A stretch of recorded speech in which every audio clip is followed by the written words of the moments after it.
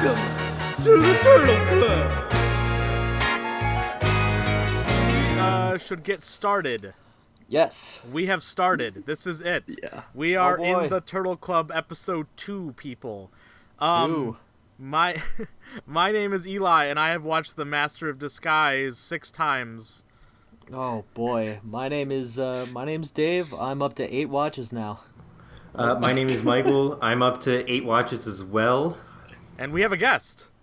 And my name is Liam Donafee from Liam's Lunchbox, and I've watched Master of Disguise 4 times this month. This month. Liam in is total, our first. probably more. Liam is our first guest. You may Yeah. know him from TikTok and other ventures and whatnot. Specifically Liam's Lunchbox. He is our first guest because he's the only person I can think of right off the top of my head that would actually do this. Yeah. Liam, you were Eli's first idea. We said we should get guests, and he said, I bet Liam would do it. Yeah. Well, literally, he asked. To be fair, it is extremely hard to find guests who are willing to watch The Master of Disguise 4 times. Yeah. That in a month. yeah, that true. So if you may have noticed, I have watched the movie 8 times. Eli's watched it 6 times. Dave's watched it 8 times, which is more than our allotted amount. We were only supposed to do it once a week. Yeah, you may notice that we hate ourselves more than last time we were. It was, I believe, my idea initially that we should start a competition for who could watch it the most in the year. It's the most by December. By That's what December. we decided. Yes. Because the loser has to watch The Master of Disguise 5 times in a 24-hour period. Oh my god. Yeah. It's gonna be. And- it's a terrifying cost. It was very funny because Michael initially was like, hey, the loser has to watch it 4 times. I'm like, no, let's make it 5 because that sounds more even. But now I'm in trouble Yeah. because I think I'm the least competitive. I am ultra competitive. I am not very competitive, but you know, I'm just having a good time now. If I need to watch this movie 6 times in a day to not lose, I will watch it 6 times a day not to lose, even though that's more than I would have to do if I lost. That's how committed I am. Michael called me the day after we set up this competition, and he's like, dude, I am not going to lose this. I will watch this movie 100 times if I have to. It's like, oh I'm my committed. God. I'm on pace for more than that, I think. So Piece of shit. You There's say literally that. no point it's- in that. yeah, well, It's just your own ego. It's just Yeah. like I can't lose. Well, that's the problem. I forgot that Michael in particular is very competitive. yeah. Fun story about me. I had to stop playing basketball in middle school because I used to cry when we would lose and the refs would not call something my way. I would cry and I would yell at the refs. I got ejected from a middle school rec basketball game. Oh my god. Was this like last week? Possible. You All don't want to know. right, we should move on though. So we have some questions for you, Liam. Yes. Liam, Okay. first of all, what is your history with The Master of Disguise? Okay, so my history with The Master of Disguise, I really thought The Master of Disguise was a different movie. When you What movie? when you first told me like, hey, like we're Sadly, doing this no. thing where we're watching Master of Disguise for the whole month, I was like, oh yeah, sweet. I'm pretty sure I like that movie. I haven't seen it in a while. I thought it was like the Eddie Murphy Master of Disguise thing that he did, or like didn't Eddie Murphy do one? Didn't he do one? Are you thinking of The Nutty Professor? Yeah, I'm thinking like because it was in that era, so I was thinking either that or like I really thought it was like a not a Robert Downey Jr. a Robin Williams movie.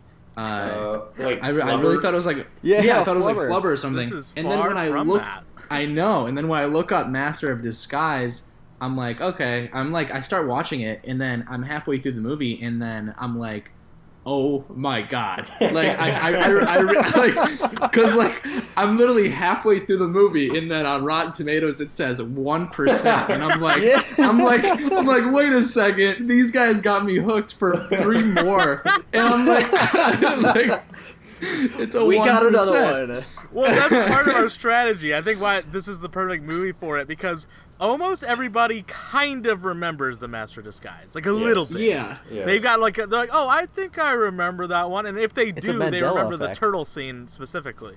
Yes. It does And, feel like a Mandela effect, doesn't it? Yeah. No, it's very Yeah. weird. Like everybody Yeah. on planet Earth kind of knows it, but nobody is familiar with it. Yeah. Right. It doesn't make any sense. It feels like it was from a different it feels like I dreamt of it.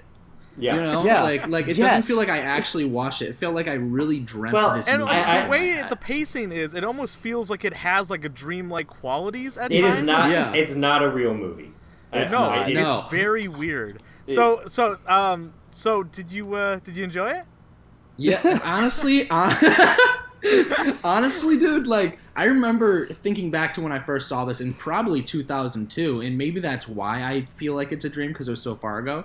Yeah. And I'm pretty sure I saw it with my dad and my mom and my brother, and I remember saying the turtle line to my friends a ton, at hockey practice. I remember me and my friends thought that was so funny, but then Weren't you 6?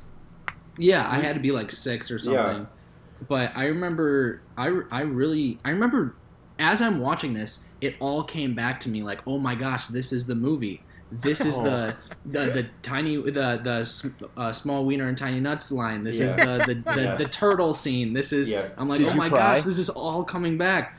I didn't cry, but honestly, there was definitely some existential crisis going on where I was what, Liam was telling this us real? that this was a repressed memory. He repressed this Yeah, it because was. it was so traumatic. But I actually liked it as a kid, and as I rewatched it for the first time, I was like, you know what?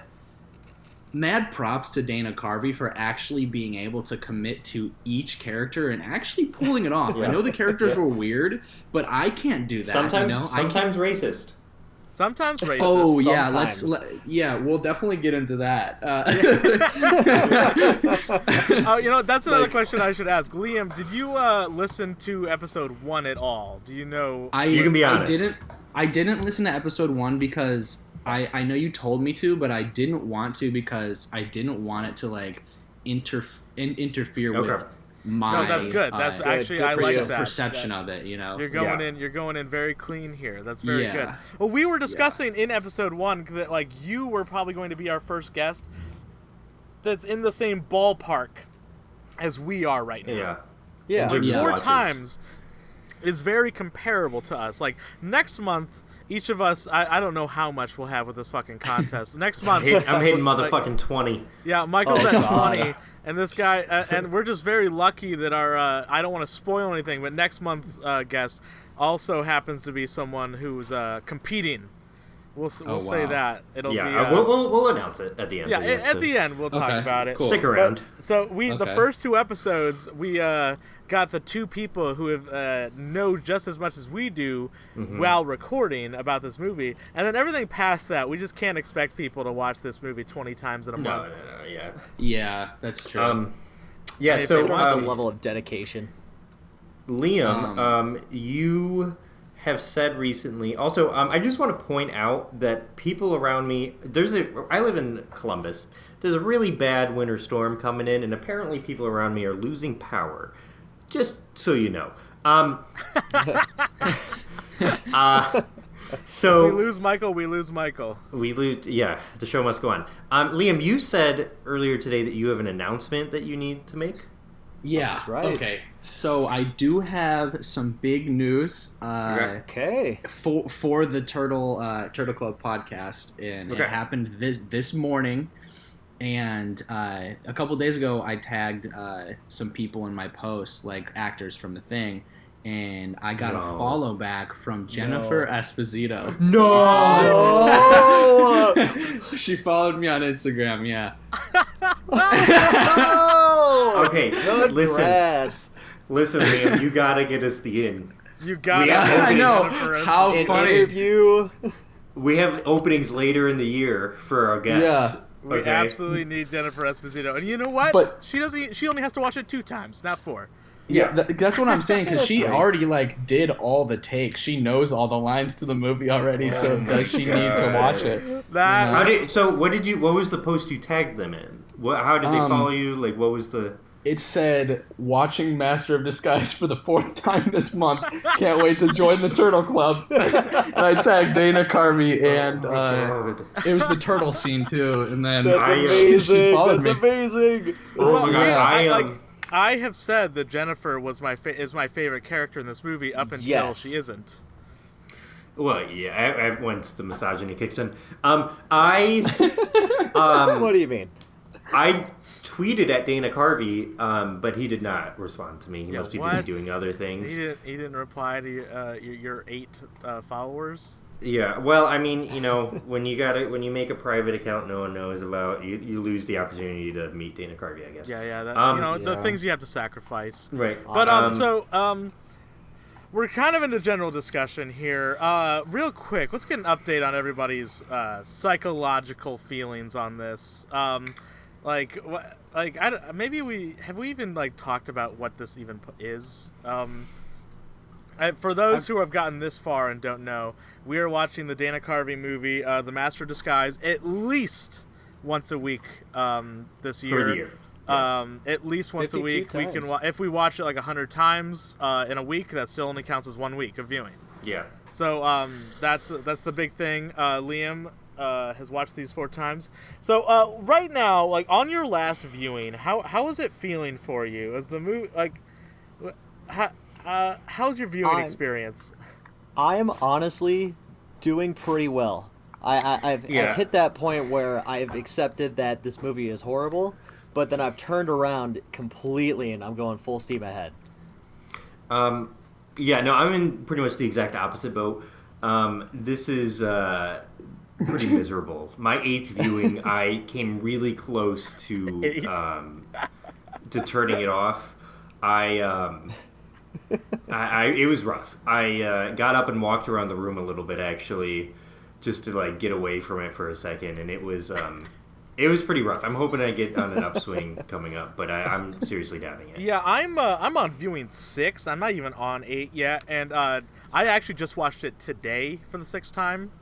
And I'm gonna be honest, this just today when I was watching it, this is the least I've paid attention to it. I was I was trying so hard not to watch this movie that was right in front of my face. Yeah. Literally, and I think you'll see in my notes that is also the case. But I absolutely am not having a good time. The only things that are almost like checkpoints for me in a video game, like bonfires and Dark Souls, the only thing that's keeping me going is the fart joke.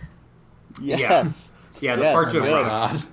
The fart joke is a fucking banger. The fart joke never misses. My favorite fart joke, my favorite iteration of it is he's in the car with Jessica Simpson, and he's laughing really hard, and he's like, "Oh, I didn't fart," and he makes a "oh" noise, and then he farts. That's the best one. I like that a lot, and I agree with you. I actually asked this question to Dave the other day, and he had a different one, didn't you, Dave? Yeah, my favorite's the scene where he's at the end running away and farting, and then he's laughing and holding the door. But then there's that quick body jolt, and he just farts, and he just pauses. It has a rhythm, and honestly, it's almost like a drum beat. I can make a rap over it. Really. Where he's like, ha ha, ha ha.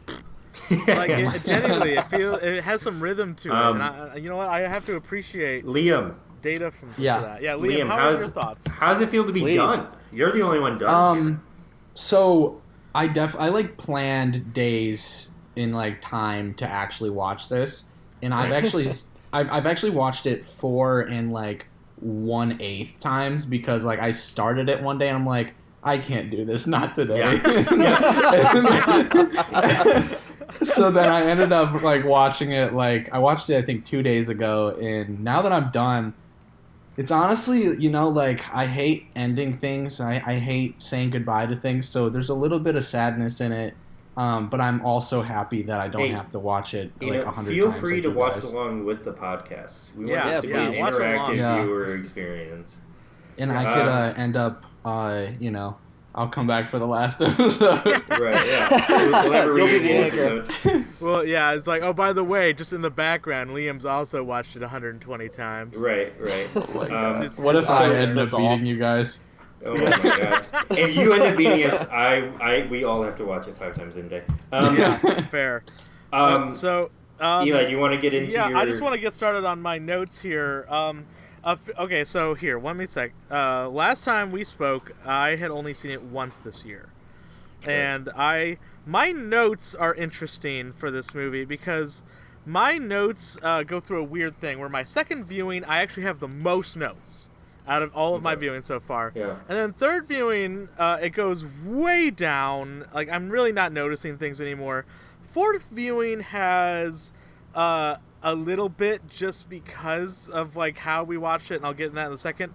Fifth viewing, I don't think I really wrote much down at all.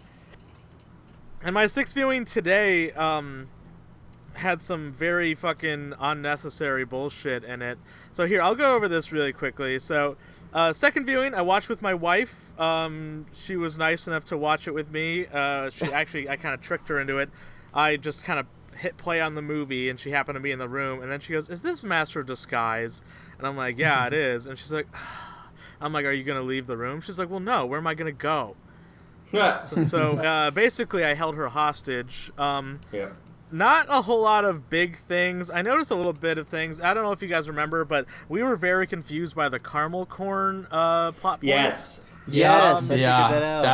That was one of my favorites for sure. Yeah, well, that gets explained because, like, Liam, the first time we watched it, at the end when she goes, "No more caramel corn for me," I was so confused because all of us missed that one throwaway line that he's like, "I have a potion in the caramel corn." Yeah. Now, I actually have something to add to that.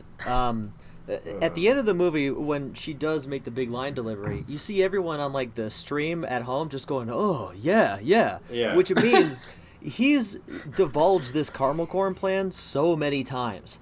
Yeah. Well, I'd like to think that the people watching at home, Kenan Thompson and friends, are they also just have no idea what she's talking about, but because she says it with such ferocity, they're like, "You know what? Good for her. No more caramel corn." Yeah. She beat the shit out of that guy? Where's that even being broadcasted to? Like, is it live television or what? Obviously, it was Twitch. It was the dark web. Well, it was Black Mark eBay, which is the dumbest fucking thing.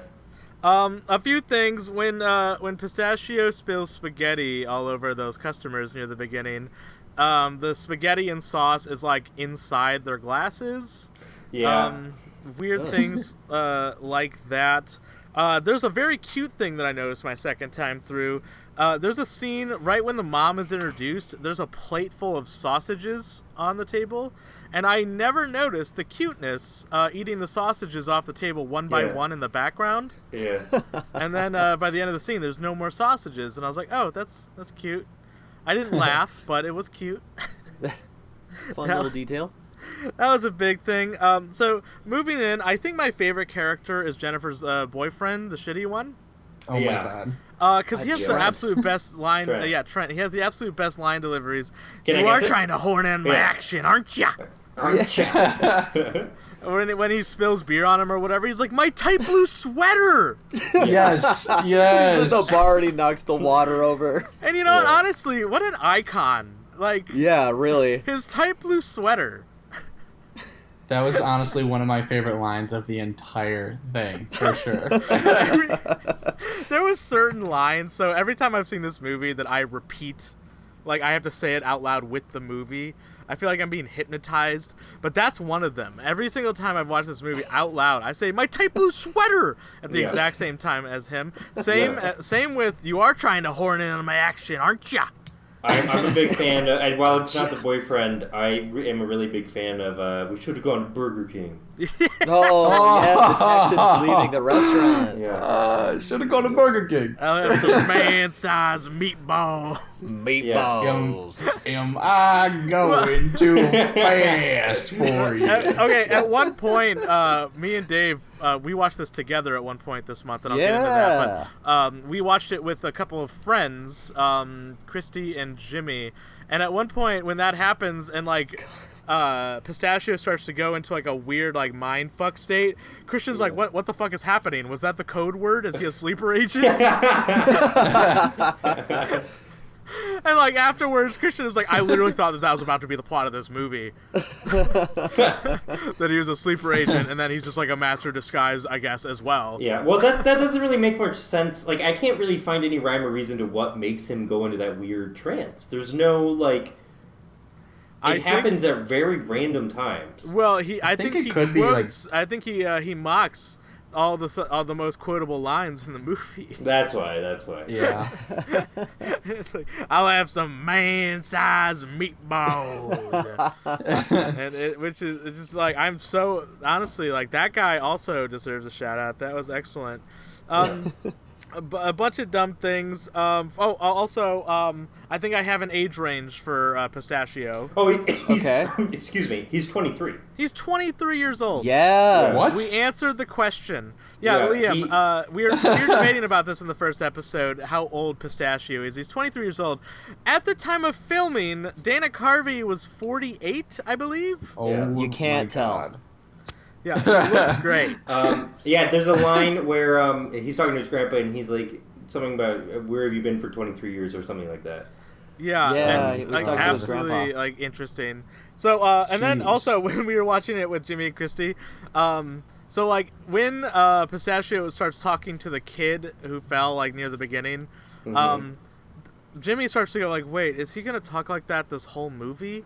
And I was like, what do you mean? He's been talking like that for the last couple scenes. He's like, yeah, but he had like that the shaving cream beard and like the weird underwear turban. Like, I thought that was like his like underwear head voice.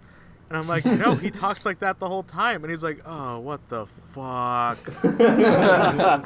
Yeah, buckle up. It's great. And it was funny because I was having a great time that viewing because then I get to like torture others. I pass it on to them.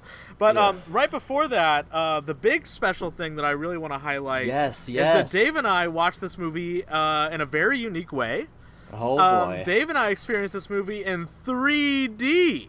Yeah. Whoa. 3 dimensions. Three whole dimensions. Can you believe it? No. Does that count as an extra viewing? No. Watching it in 3D means you can't watch it twice. Or what if part of the loser's punishment is you have to watch it in 3D 5 times in a day? No, I can barely watch it. You do that fucking migraine. It was so bad. Okay, so Liam, it was awful. What I did was I brought the movie into Adobe Premiere. And I looked up a tutorial on like how to convert to red blue 3D. And I did a really basic bad version of it where I basically just layered the movie on top of itself and made one layer blue and one red and then made it transparent. Like, literally took me like 20 minutes. It was bad. It hurt. It hurt to watch physically. Well, it didn't help that a lot of this movie wasn't meant to be watched like this. But then there was very random things that hopped out at us because I literally, like, on Amazon they sell like packs of red blue 3D glasses, but you could, like, the smallest pack I could find was like a 50 pack. So now I have a big old stack of fucking 3D glasses on my coffee table right now. Don't you have some before this though? Yeah, but I didn't want to use those. I have some 3D glasses that came with Friday the 13th Part 3. Yeah, and me too. I didn't want to use those because they're falling apart a little bit, and I like those. So we got these for $6 for a pack of 50. It was fantastic. And let me tell you, it like, not a good viewing experience. Me and Dave definitely had like a headache at the end of it. But we stuck with it. We did watch the entire thing in 3D. And let me tell you, the only things that really, really stick out in 3D, weirdly, is the Liberty Bell. Yeah, that's weird. Like the scene where Jessie Ventura is stealing the Liberty Bell. For some reason, the Liberty Bell like shot out at my face. I'm like, why? Yeah, that was a weird one. Like, why that? Also, the opening credits has like a candle fly by the screen at one point, and like the font like comes up. That came out pretty nicely, actually. Yeah. It was just a bad experience. A lot of the colors just looked off. Data's eyes stuck out quite a bit in some scenes with that weird blue tone they have. Yeah, he looked like we keep referring by Data we mean the bad guy. Yeah, in the Devlin movie. Bowman is Devlin the bad guy's Bowman. name. He Played by Data Data from Star Trek. from Star Trek. He has Okay. a secret underground lair. Yeah, just like that. Filled with objects. Yeah. Filled with objects. What's the line? He That's goes, "My funny. name is Devlin Devlin Bowman. I have an secret underground lair." Yeah. What does he say? He's like filled with precious objects or some shit. Stolen objects. Yeah. Yeah. I will say at the end when he's taking the he realizes he's not Devlin Bowman, Pistachio's dad. Yeah. I will say the effects on him taking the blue eyes off for 2002 is pretty cool. For 2002, it looks good, but it's weird because he's supposed to be wearing a mask. Yeah, I don't. Yeah, Yeah. it's crazy glued to his head. That scene pisses me the fuck Oh off. wait, yeah, that makes no sense. No, it doesn't. And also he also shakes his head, and then Yeah. there's no it's mask. just he shakes like a dog. That's I one of the actually have- many scenes that pisses me off. I actually have an explanation for that. No, you don't. Okay. I Dave, do, Try, I do. Try to explain. Okay. Bear with me. So, the Disguisey family have the secret power Energico, right? Right, They've been passing right. it down through the generations, blah, blah, blah. They're in a secret, whatever covenant, who cares? Energico comes with an interesting amount of, bonuses. So, there's different powers, I can, disguise myself as someone else, and here's all these other general powers. I change my voice, I gain their knowledge. One odd one that seems kind of fun is that people with Energico, every outfit is tearaway. Every outfit. Right. So, they gain the power to tear away an outfit, and that includes a mask. So is this fan canon that Dave is creating here? Are you Wait, adding but Dave, more? Dave, I Look, agree with you. I agree with you, but he doesn't tear off the mask because he tears it off in every other scene. But in the ending scene, he just shakes off and then it disappears. So I think this goes back into our conversation on how Yeah. mystical Energico is and how magical it is. Yes. But yes. it's not because Michael's it's pissed. established earlier in the movie that you have to take a fucking mask off every other fucking time. But I think that maybe because Pistachio is a low level, he's only 1.5. No, we see the fucking dad do it with Jessie Ventura, Michael Johnson. Yeah, but that's when that's when he's not using his full Energico powers. What? Exactly, and then when he went to the dark side, he gained all The this dark side crazy of power, Energico. and It's then he like used it's it like to in escape. episode 3 of Star Wars when he's like, "Can a Right. Jedi learn this power?" He's like, "Not from a Jedi." He couldn't Right, learn right. this power until he went over to the dark side of Energico. Exactly. See, thank you. Okay, I this makes sense now. I also feel like Energico might come with time travel powers, slightly, due to the fact that he's able to change costumes off screen within 10 seconds.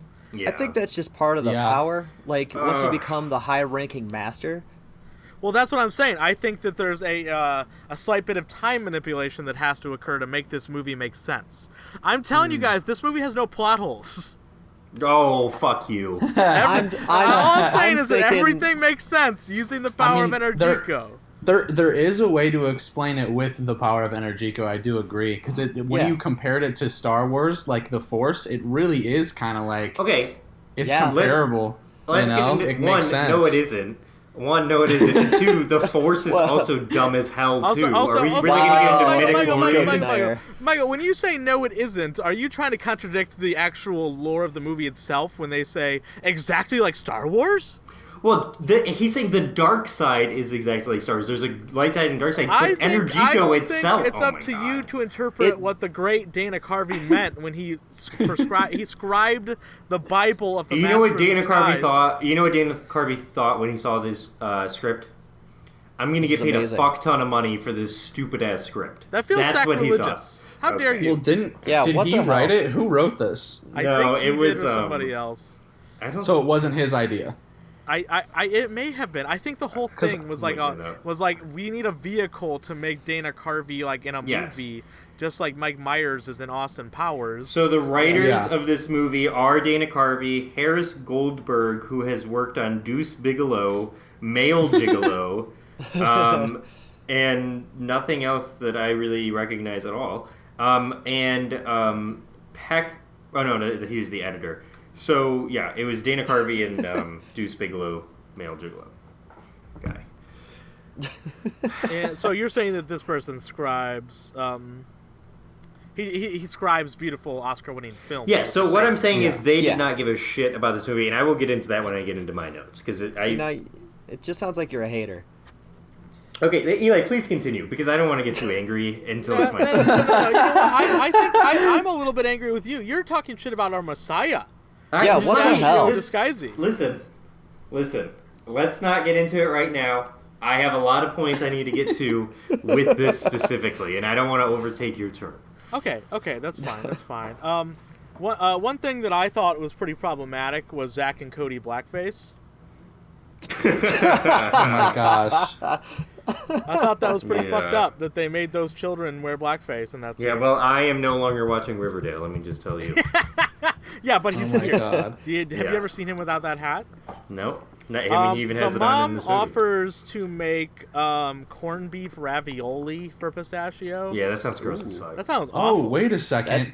Does Hold not up. sound bad. Liam's Lunchbox, you're the expert. Dude, I literally missed that line, but I'm doing a series on my TikTok called Food from TV, and that is and you know what? And you can thing. Promote the Turtle Club with that. Exactly. Baby. There we go. Gotta make that money. It's corned beef ravioli. That's what she said. She's like, I'll make you, like, it's right at the beginning of the movie when his dad's like, hey, you got this chick outside who wants to fuck you, Pistachio. Isn't that cool? And then he stops at his mom, and he's like, hey, this lady wants to fuck me, Mom. And she's like, awesome, I'll make her some corned beef ravioli. Yeah. So it's probably just ravioli with corned beef and cheese in it, right? Like I would imagine. But, like, we have to, like, look that up to see if that's, like, a real thing. I'll look it up. I gotcha. So, Zach and Cody blackface, you're talking about when he does like the he does a he's little bit of chemistry. luminol. Okay, Zach, Dylan and Cole copper. Sprouse play the young version of Pistachio, and he's in like a chemistry class at one point, and he adds the sulfur sulfate or the copper sulfate, and then it explodes in his face. A little bit of luminol, and then he adds the whole thing. And it explodes in his face, and it blackens out his face like a cartoon character would. Yeah. And I have some disappointing news. What? Corned beef ravioli is a very real thing. Yeah, I mean, I don't think that's that crazy. It just sounds weird. I don't like that. I don't think many people have done it though. Yeah, you should definitely do it for your TikTok. Yeah, you can bring look it back up into anything. mainstream. Yeah, you could literally look up anything and it exists. Yeah, get Gordon Ramsay pissed at you again. That'd be awesome. It's like Rule 34, you know. I might get a tattoo of him. Yeah. That's the only way to get him to reply to you again. I He's know. so fucking pissed with you. He's replied to me more than anybody else, and I'm like, follow me back or something, dude. Like, Dude, Gordon, I'm gonna try to go on MasterChef. Have you had a lot of positive interactions, or is it all negative? They're all Michael, negative. Are you aware of this? Michael, have you I was aware of the first one. I did not know that many has happened. Yeah, Oh, he's there's reacted been to some me back 6 and forth. times. Wow. Yeah, literally, it's been Liam, 6 the other times day, now. like literally, like last month on like Facebook or something, there was like a compilation of you guys going back and forth, and it was like one of those almost like auto-generated videos you see, where it's like this TikToker got it in deep with Gordon Ramsay himself. Oh my god, I haven't even seen that. And it's Dude, Liam Donafee. It's so funny. It was super funny because as soon as I saw that, I'm like, wait, I knew that guy. Yeah, Hey, I don't even see half the stuff. We're talking about your success right now. I just want to say, you wouldn't have gotten anywhere without me because I did edit your videos. Yeah, you're welcome, pal. Maybe about 5 years so ago. funny. So I forgot what that series was, dude. I remember. I don't remember much either. You were just like talking to the camera. It was like a play on Yai. You remember Jack's films like Yai? It was something like that, like something with the comments. And by the way, 3 years ago, I went to a bar with a few of my friends, and then this girl that my ex-girlfriend brought along was like, oh yeah, like, you know, it was like a friend of a friend of a friend. Right. And then this girl was in our group though, and she goes, hey, by the way, my friend Jack's coming, and blah blah blah blah. And then fucking Jack's Films shows up, and we're like hanging out with Jack's Films at this bar that I work at, and like we did like shots of Hennessy. as a joke. emoji movie guy. Yeah. That's fun. That's super Yeah. funny. Maybe he can watch That's Master awesome. Disguise 4 times. Yeah, a month. what's Yeah, what's but I how- hope so. How many E-celebrities can we torture this year? Seriously. That's our goal. But I want to point out in the Abe Lincoln scene, Mhm. Oh my god. Yeah. like he yells "Hit it, boys!" and then the musicians on stage all like go as to play, and that's where we're supposed to be believing that "I like to move it is coming from, Yeah. which is even better. Like I that makes the scene funnier to me in a way. Yeah. I It wish they actually don't makes have, it- I it wish also there was makes like it a make cutaway sense. to the musicians. Like if there was like a shot of the musicians like putting like the tuba to their lips or something, and that came Yeah. out, it'd be way funnier. As if like Yeah.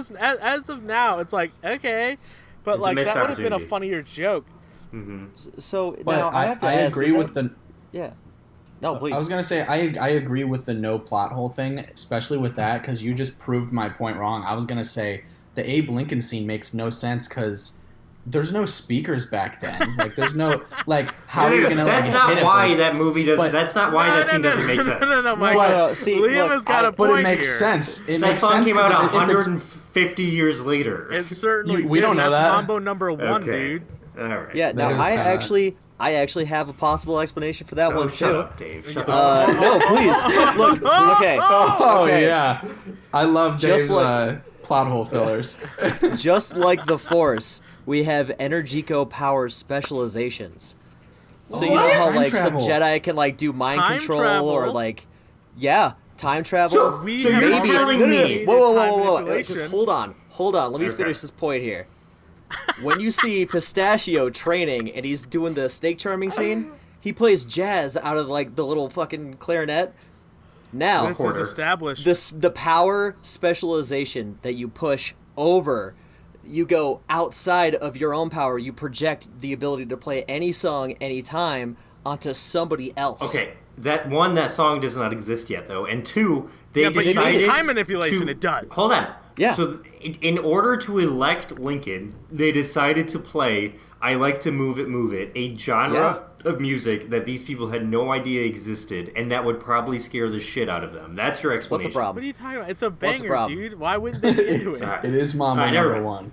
Yeah, Yeah. it's Mambo number one, dude. Never mind. Please Yeah, continue, he Eli, does- because I'm really not happy with this. Like, Dave's like the PR guy for Master What do you Gas. It's mean? like, Look. like you know when a gas company spills oil in the ocean and they're like doing all the shit about trying to cover for Yeah, it. Dave, That's Dave, Dave. you got this, Dave. dude. I'm doing all the B shots of Dana Carvey on a bearskin rug with his cheeks out, Yeah, just going, you're right. "I'm Oh my sorry." gosh. Yeah. Yeah. Today while I was watching it, when I was really, really miserable, I was working and I got a call from Yelp. Oh. The Okay. gentleman was trying to sell me on something, I don't know, and he's like, "What are you doing?" And I'm like, and he's like, "Oh, how you doing?" I'm like, "Oh, I'm doing all right. I'm watching The Master of Disguise right now. It's a movie." He's like, "Oh, how's the movie going?" I'm like, "Oh, it's terrible. I hate this. It's awful." And he starts dying laughing. He's like, "I don't think I've had anyone be this blatantly negative to me right off the bat." I'm like, "Oh, have you seen this movie? It's the worst." And then he's like, "No, I don't think I've ever heard of it." And I'm like, "Do you know it's got a turtle scene? Do you know it?" And he's like, "No, I don't." So I went, "Turtle." And the guy's like, "No, man, I'm sorry, I'm not familiar." So I just embarrassed myself to this very nice Yelp gentleman who was trying to sell me some bullshit. That was, and by the way, I did not pause the movie. I want to also point that out, that I was so not caring about this viewing of it that I was like, fuck it. I don't care. Like this. So you didn't get this a guy's full gonna watch-in? walk me through like 2 or 3 That's a minutes full of it. watch. He watched still. I should have told him about the podcast, honestly. You should Oh have. my gosh. Call him back. It was would've been actually beautiful. really. It the last viewing was actually pretty hard to pay attention to. Like it got progressively Yeah. harder and Dude, harder. like I You keep gotta spice it checking up. on my phone. Like it's like today at one point I was like thinking, I'm like, oh, was there any Master Disguise merchandise? I looked that Oh up my as well. gosh. I was And I could not googling find it. anything. There's not much. There's like I some found on some Etsy, stuff on but it's not Redbubble and official. stuff. Yeah. It's a bummer. During the Yeah. assistant montage where they're interviewing all those people, I thought it a bit weird that the grandpa calls the only black applicant a freak. Yeah. Oh. Like there's a black guy standing there, and you just hear the grandpa go, "Freak!" So seemed like there were some good applicants in that scene, but I don't know what, what his criteria was. Like, what does Jennifer Esposito have that like the lady who said she was the executive secretary like didn't have?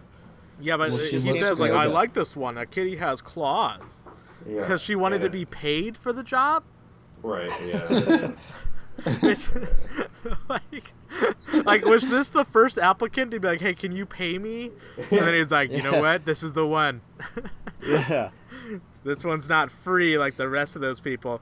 But also, during that scene, I think this will really emphasize how bored I was. I noticed that they had 2 green bottles on the desk in front of them, containing Soleil mineral water.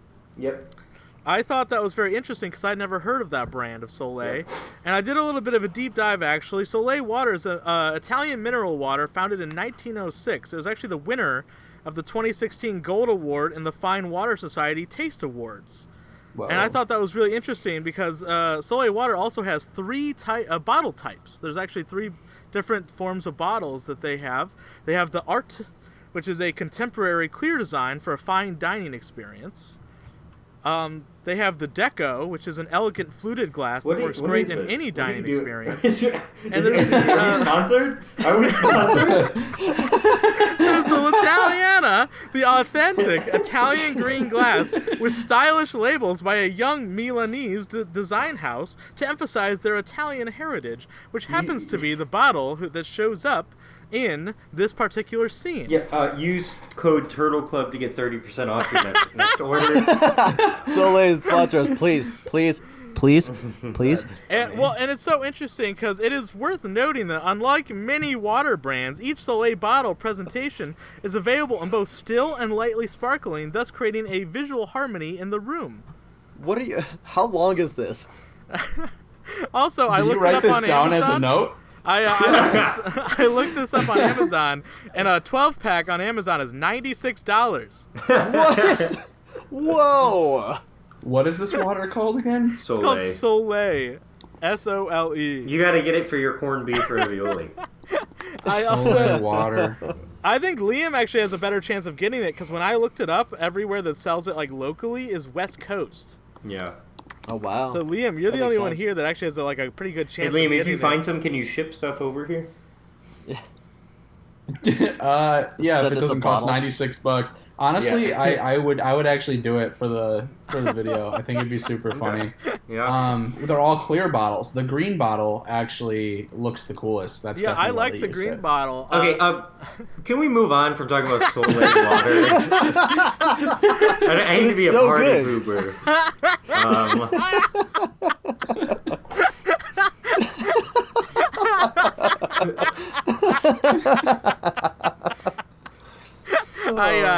So I was really bored while watching it today, obviously. Yeah, I can tell. I also emailed the contact information on the website asking if they remember being in Master of Disguise.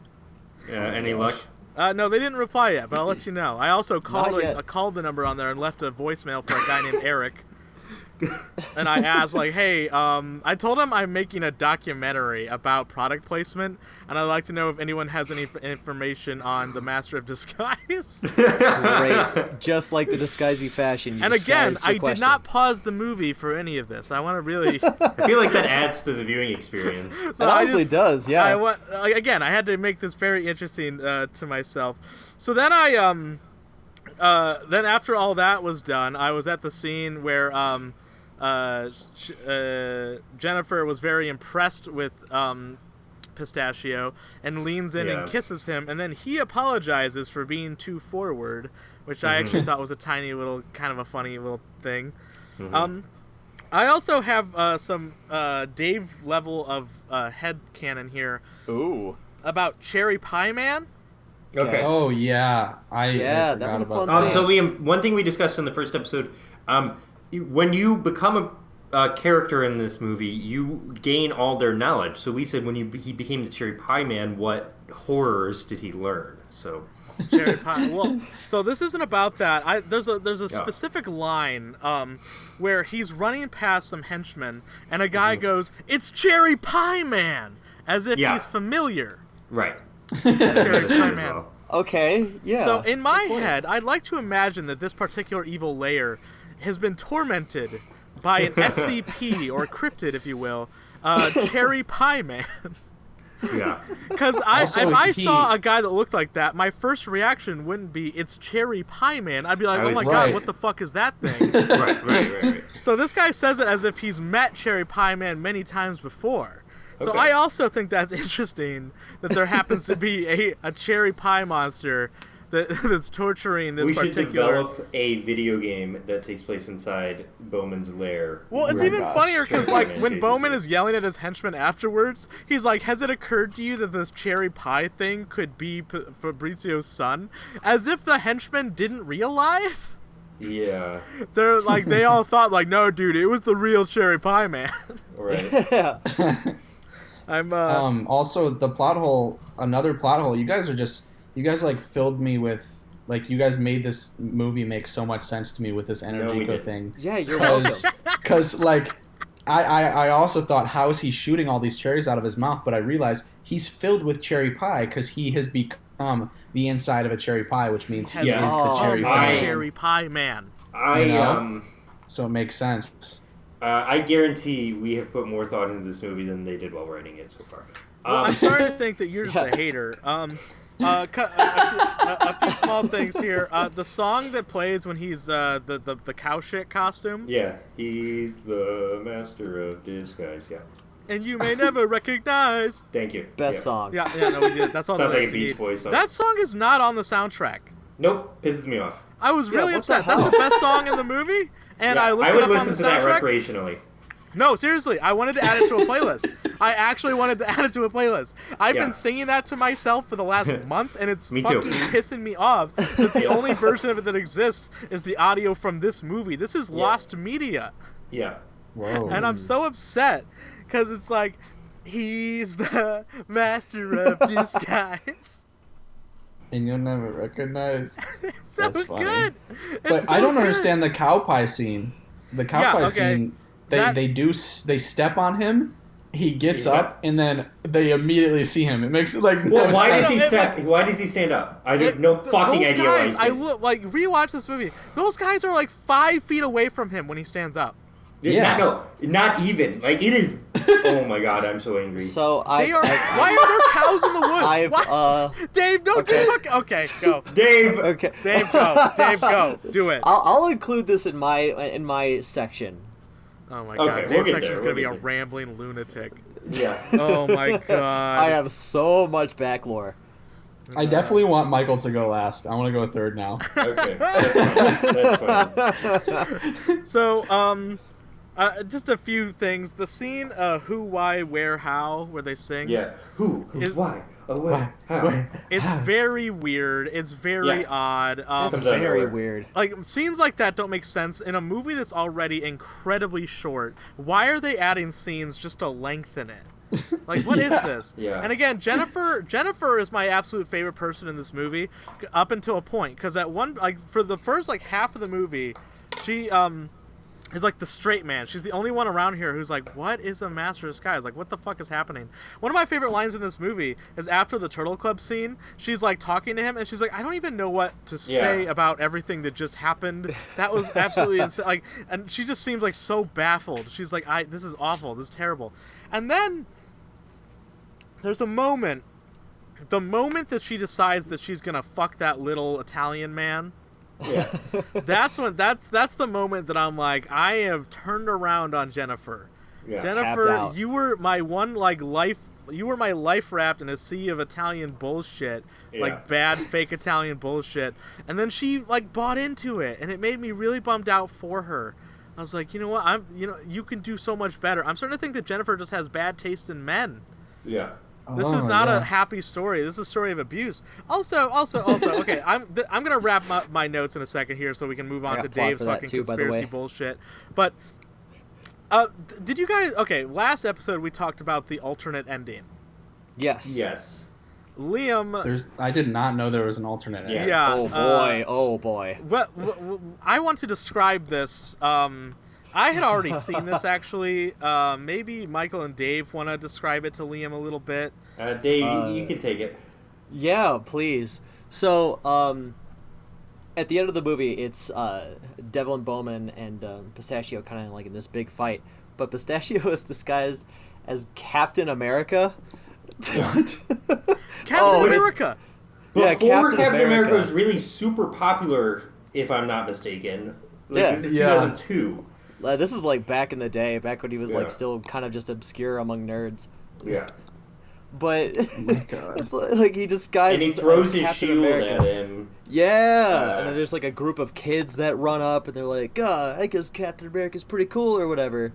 And then like the grandpa scolds Pistachio for attacking Devlin Bowman with a closed fist and not an open hand. He didn't save his dignity. He's like, he didn't deserve any. Oh my And then God. what was Jennifer's line read there? She I forget exactly what she said. But she basically is like, wow, I can't wait to be Mrs. Disguise. Oh my gosh! I need to watch this awful. kind of ending now. And then I'll she text you kisses Pistachio, and he's like, yeah, Mrs. Disguise. Okay, my theory is that this was a direct response to 9/11. What? Because I if you literally remember, just pulled that up. I just after pulled that up. 9/11 Master of Disguise 9/11. Yeah, because after 9/11, everyone got super duper patriotic. Yeah. And if you during this scene, Pistachio dresses as Captain America, sort of like a mascot for America, if you will. And then at one point, the kids are like roasting him. They're like, "You don't sound very American," or something like that, because he still has his weird like fake Italian voice. And he's like, yeah, that's because America's a melting pot of people with all kinds of people. And it's like, is that the message of this movie? Do you think that's why they went with George Bush instead then? Like, because that's also like in relation to 9/11. Okay. But so the problem with the YouTube link I sent you guys of the alternate ending of the movie is that it actually cuts before it actually ends. Oh. Because there's what? There's a very weird plot point that gets introduced directly after it, and I wanna. This is going to change the way you guys watch this movie, I believe. Oh, no. Okay. So, I want to put something in your head right now. Do you think that the grandfather ever shares a scene with the cuteness? Oh my gosh. No. I mean, kinda. No way! Because it is revealed that Grandpa Disguisey is the cuteness and has been his entire life. Oh my No! Fucking way! The cuteness is Grandpa Disguisey. What? Oh my God. And they shot the movie with that in mind. If you pay attention, that part where Jennifer's like, no, I don't want to date that creepy old guy. The cuteness is the one who opens the book to the exact page that says you have to date an old guy. And if you watch the movie, there's only one scene that contains the grandpa and the cuteness, and that's when the grandpa is the pre-recorded hologram. That's so funny, by the way. That's one of my favorite lines. If you could see my face right Fucking now, it's like insane. Pip after he gave up on the guy at Dave Land. Oh, yeah. Like, I'm Smiling so... Prince is awesome. My jaw is on the floor.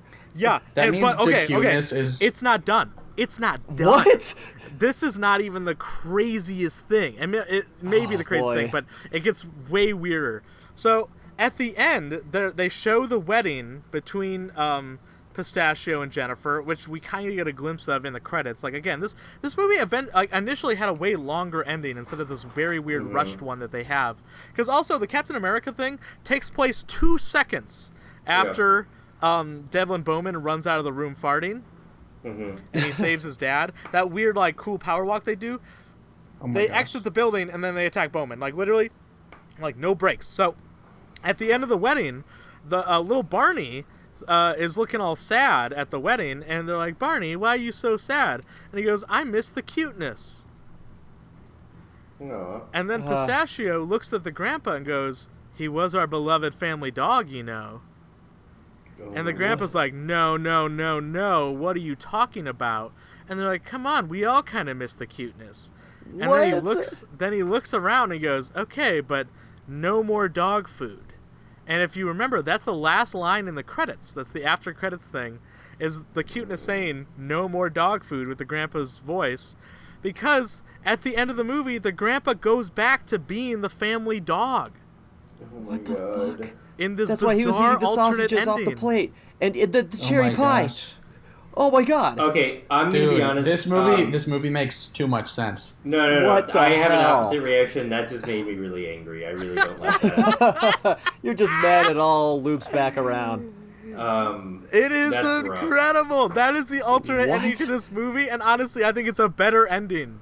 It is a better It ending, is. yes. It's but so much better. It is. That's a low bar, to be honest with you. With the weird Costa Rica George Bush moment is even weirder. Also, that scene, could they just not get the actors for the grandpa and the dad back, so they just have like their voices over the weird like henchmen? No, that was are definitely snapping their definitely. fingers? Oh, that was They definitely yeah. filmed that post. Yeah, why are they like snapping their fingers? Like they're like, They "Hey." filmed that post. I don't know Because why. Devlin was snapping his fingers to get him over here, and they were trying to like do it to mock him. I don't know why they filmed that post, but there has to be some reason. Also, I'm not sure. one of the better scenes in the movie, the "Hey, Chiefy." Yeah. That Hey, scene, the Chiefy. bald henchman, his head is glowing. He has like Yep. an aura about him. Yeah. Like it's almost like spiritual. But Dave, I want to let you go. I went like half an hour on my notes, so you go. Oh god. Okay. I did watch before you start. I did just Yeah. watch the Captain America scene, and it's incredible. And also, yeah, that's it all makes too much sense. Is what I'm saying. It hurts. Liam's gonna Like, have to Dave- watch this movie again with all of this. I might do it again, but Go for the yeah, fifth. Dave, go ahead. Oh boy. Okay, where do I even begin? Oh my god, So- it's gonna be awful. During the last I'm preparing podcast, myself. we had a couple of questions that got asked. A couple of them got answered here and there. Like Eli asked for the burn. So I'm watching this just as a reminder on VHS. I got this. I got this from an estate sale that somebody bought from Blockbuster that foreclosed or just shut down. Which means that somebody bought this at Blockbuster, died owning it, and now I own it. And you will die So- owning it. I think that's just a great slice of history. It's even got the nice like "Be Kind Rewind" sticker on it. Just get on with it. Get on with the bullshit, please. Yeah, burn section music. One question we asked was during, when they're diving into the depths of Energico, so to speak, and they're disguising themselves as people, do they retain the knowledge of their disguise? Yeah, And- I believe I asked that. Yeah. Now, I've tried to like patch odds and ends around here to try and like re-explain things where I can, obviously through plot points I'm going to be bringing up later, but there seems to be just a full delving of character when you become the disguised person. So it's like a layer on top of yourself that you take off after. You don't retain the knowledge, you just have it while you're disguised. So that's fun. That makes sense. Okay. The alternate ending was so bad. Yeah, but okay, that's another thing that so the grandpa thing, Dave, does that throw a wrench in this? Because he was conscious as the dog. For No. 23 years. That For 20 so the thing is he disguised himself as a dog, but while you're still the person, you're gaining knowledge as the person. So it's a net gain, but you take off the dog knowledge when you lose the dog costume. The dog is Yeah. 1/8 the size of an old man. He's really great at yoga. So Maybe he got Uh, stuck as the dog for 23 years because he was the dog and didn't know how to. the Well, dark and side of stuff. Energico took him over Yeah. as the dog. Yeah. And he forgot. He forgot How that he long- was a man. Honestly, how that long has is that on dog the been that's alive? Kafka-esque. Honestly, Yeah. It is Gregor, Kafkaesque. He's going to turn into a cockroach and not go to work. the metamorphosis of Grandpa Metamorphosis is Disguisey. complete. So, Dave, there is something I wanted to ask you because I know you've been Okay. kind of diving into the history of the Disguiseys a little bit as well. Yes, that's right. Because one thing that I noticed that I didn't want to bring up until it was your turn was when he was gaming Num Num and he gets the disguise box thing appraised, and the guy says 12th century Tuscany. Yes. So, no, please. Oh, I was just asking, like, if you had any particular notes on this, because I noticed it, and you had already told me that you were going into the history a little bit, so I definitely wanted to get your take on that, because I think that's very interesting. That's the only really super historical lore we have as a possible starting point. So, with the Disguisee family going back to the 12th century, that means they've been alive, like, they were mentioned through, like, in history via this actual device, stating that they were alive during, like, you know, the Crusades, the Napoleonic Revolutions, the Plague, and there's like, yeah, there's after the credit Disguisees scenes. Were the rats that spread the plague? Actually, They disguise themselves as plague doctors to stay alive. Right. And that's also like doubly confirmed from the after credit scenes where you see the one jester or whatever run off with like the queen's crown, but then like the queen takes off the mask and it's just a disguisee. So, Yeah. So like, okay, so we've already established that the Disguisees can be presidents. Yeah. As they were two different presidents in this movie, but they also were royalty. Now, do you think that the royalty actually existed, or was it just a disguisee the entire time? So, adding to that, the scene where it's the disguisee as the queen and takes off the mask before anything else, you see that there's a guard, at least one guard in that room, and then when he takes off his mask, the guard just doesn't react. Like, there's no, like, haste or, like, oh, worry about this. This is a known thing. So, yeah, they have been ruling empires from the shadows for generations. No, I'm going to, again, say that is not on purpose. Michael, I don't think it's fair for you to play with authorial intent in this particular situation. How do we know? Authorial intent. How do we know? Because honestly, if you pay attention to a lot of the imagery, the iconography of the Disguisees, you see the pyramid with the eye in it a lot. That's pretty Illuminati-esque. Yeah. How about Michael? You just kind of sound like a hater. Yeah, a little bit. Honestly. How about when we get Jennifer Esposito on, we ask her. Yeah. All right, Jennifer, really quick. Yeah. We have a few questions. Can you go into the lore of the Master of Disguise for us? And you will feel so dumb when she comes back and she's like, I've actually put a lot of thought in this myself. I asked Dana the other day. Dana and I were talking over pizza. I was just going to make that joke, you fuck. Dave, please continue. No. Other fun notes that we asked: why did Pistachio go on the roof when his dad got Don't tell me captured? There's no reason. There's no reason. Oh, thank God. Oh, thank God. Oh, thank God. No, it's not the only scene where he's on the roof, though. Yeah. So that's what I'm thinking, that he just goes to the roof to contemplate, because it does seem like he's alone. There. He kind of teleports there. It seems like we're missing something. A scene. No. Like a scene of him like looking out over the city, being like, "Wow!" Like like in Disney when a lot of princesses have like a want song. That it feels like there was a deleted like scene where like he goes up to the roof and is all sad and sings to the cuteness about how he wants something more. Yes. Honestly, Pistachio Disguisee has a lot of the same arcs as a Disney princess. It's really starting to piece together now to say that. Oh my God.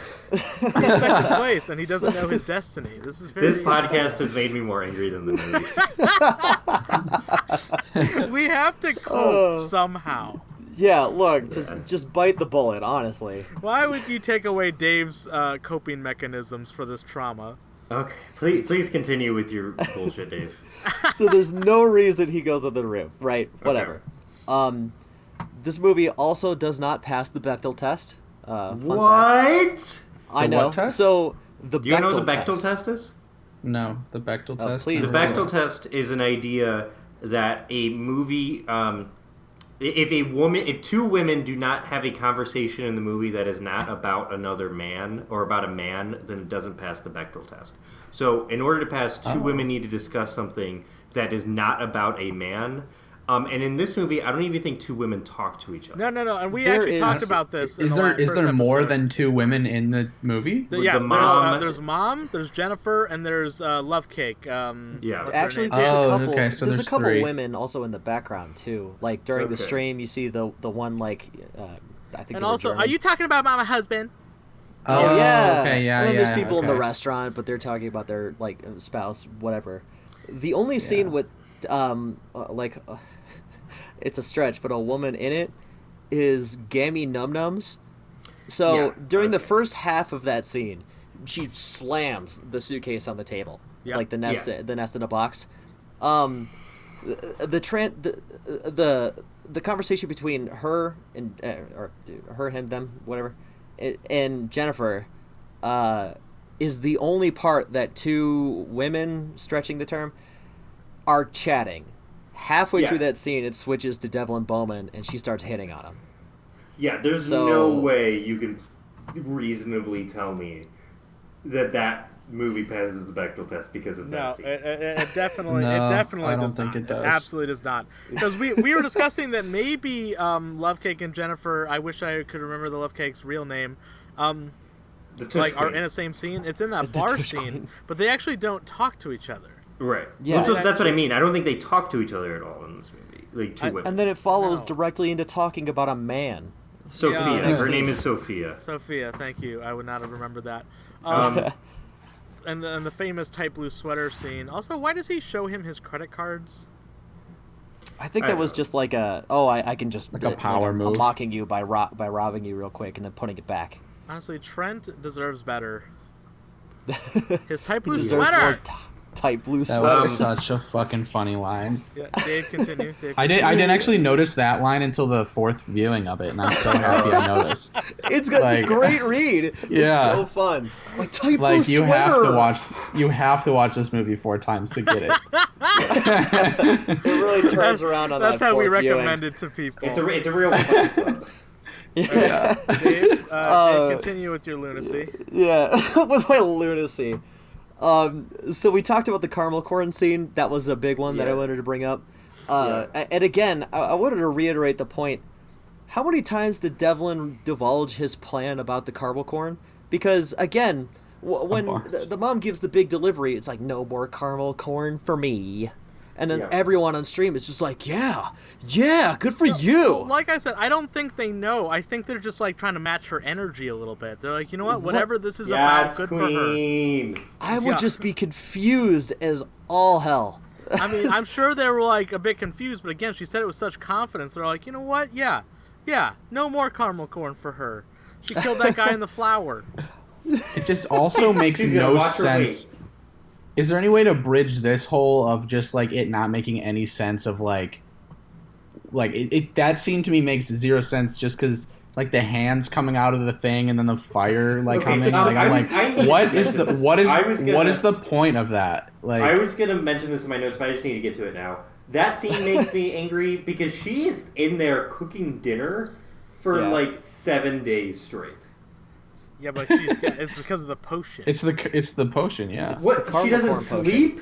The potion keeps her awake, makes it so she doesn't realize actually just bath salts. It's Energico. It's the dark side of Energico in the potion. Right. No, it might be. It's artificial Energico. Also, I'd like to point out the Master of Disguise seems a little sexist because there's only men who are Masters of Disguise. There's no women. Yeah, no, women are the assistants. Don't worry about it. Right, yeah. Yeah. Dave, do you have any other shit you need to say? Yeah, I have a couple of things. Devlin Bowman straight up dies in the last scene. 100%. He is dead. Yeah. He is dead. Yeah, so, it's like when you die, you let out your bowels. That's what happens. Yeah, your bowels release on death. Oh my shortly gosh. after, and he just straight up rips ass when he like lands in the pool, and people are just like, stinky. But I'm just like, this man just died. And people are just in the pool like this is nothing. Yeah, this corpse has the worst farts. It's a commentary on U.S. involvement in the Middle East. Whoa. That's why George Bush was there. Oh, you're right. All these people are dying by George Bush's hand. But that's so interesting. But we're just saying stinky. Whoa. Oh my gosh. I did also want to make the twins in the science scene making blackface joke. Yeah. So Beat you to it, idiot. Yeah. Boom, baby. But I have a thing at the end of mine that I'm going to bring up about that as well that I noticed in my last 2 viewings. Okay. There's Eli pointed out one earlier, but there's a couple of ad reads that I'd like to personally thank from the movie. Shout out to Burger King, Ask Jeeves, Classmates.com, eBay, Kinda. Pepto Black mark Bismol. eBay. Yeah, Pepto Bismol and Soleil mineral water. Yeah, really, but the water of champions. Pepto Bismol as juice. We will take touching on the sponsorship from any of you. Touching on the Soleil mineral water, they did just post a story 11 hours ago, and it says drink Sol on any occasion with an Amazon link. So if you guys want to try it, they have an Amazon link to still or sparkling. Hey, can you text that to us? Yeah. Yeah, no, that's very important. We need to get. I'm actually, if I could DM them and like just be like, hey, can you send me some free water or something? Like that would be insane. I'm really big on TikTok. It's like you're like a bottle or two. A LaCroix phase. It's the similar. Yeah. I wasted a $200 LaCroix steak the other day, so... Yeah, literally just, like, completely wasted Gordon it. Ramsay told me to fucking kill myself yesterday. Give me some fucking Soleil, please. I'm actually going to reach out to them. Hey, would love to try your water. I'll do it in an upcoming TikTok. Like, hey, I'm really thirsty. I'm going to do the heart face one. I could really use that right now. That'd be sick. But so Dave? Yeah, I do want to ask, like, generally of the audience now. What's your favorite disguise? Because mine. Stop. No, can we just wait? Okay, we'll hit this on Michael. We'll hit this on Michael. Please wait. Fine. Please. Michael's got a thing, I guess. All right, I have a thing involving this. Then you get to deal with my background lore. Yes, that's fine. But I have a thing. You say so that.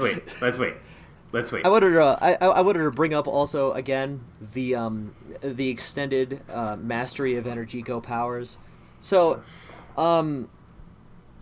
during so Pistachio starts off the quest to find his mama and papa as a level 1.5 apprentice. And right? there's 7,000 levels. Yeah. He seems to be chugging along with like all of these disguises fairly efficiently. Now, yeah. So what is level 7,000? That's where I'm at. Like, who's at level 7,000? I think that's the grandpa folding into the dog. Who can be a dog? Turning into a tiny dog is the grandpa. Wait. Yeah, he's the grandmaster. The grandmaster level 7,000. At one point, the grandpa actually says that he's rusty. Yeah. Oh, he says when right. the kind of slightly racist maid costume. Yeah, honestly, shout out to that actress for letting like Dana killed Carvey. it. She killed it. Yeah, killed it really. It's seamless. It's seamless. Which is very good. He was rusty because he was in the dog's body for 20 years. Right. See, now that's what I was gonna say. Yeah, like he was disguised as a dog and didn't do much else. I will accept that now. that now.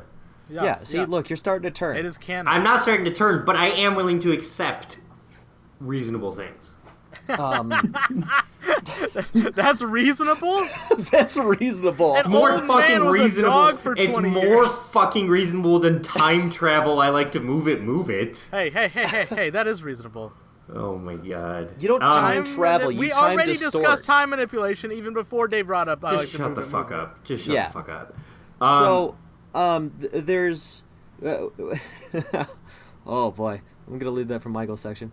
During the montage of picking assistants, Eli, you mentioned before that the grandpa just to like the black dude just goes freak, So that same line, if you pay attention, the audio clip of him just saying "freak" is repeated for the next 3 people, just pitched up and down so it sounds different. Yeah. That was just there's just a lot of thing that in this movie. Yes. Well, there's a lot of those in the movie, actually. Shit, what's it called? Where they're not actually speaking on camera. ADR. Yeah, dubbing. ADR. Yeah. Like they're like, hey, I'm okay. Yeah. Is that not dubbed, right? That's dubbed. That's for dubbed. sure. Yeah. There's It's the same. of that. It's the same one for the first and second one. I'm pretty sure too. Yeah.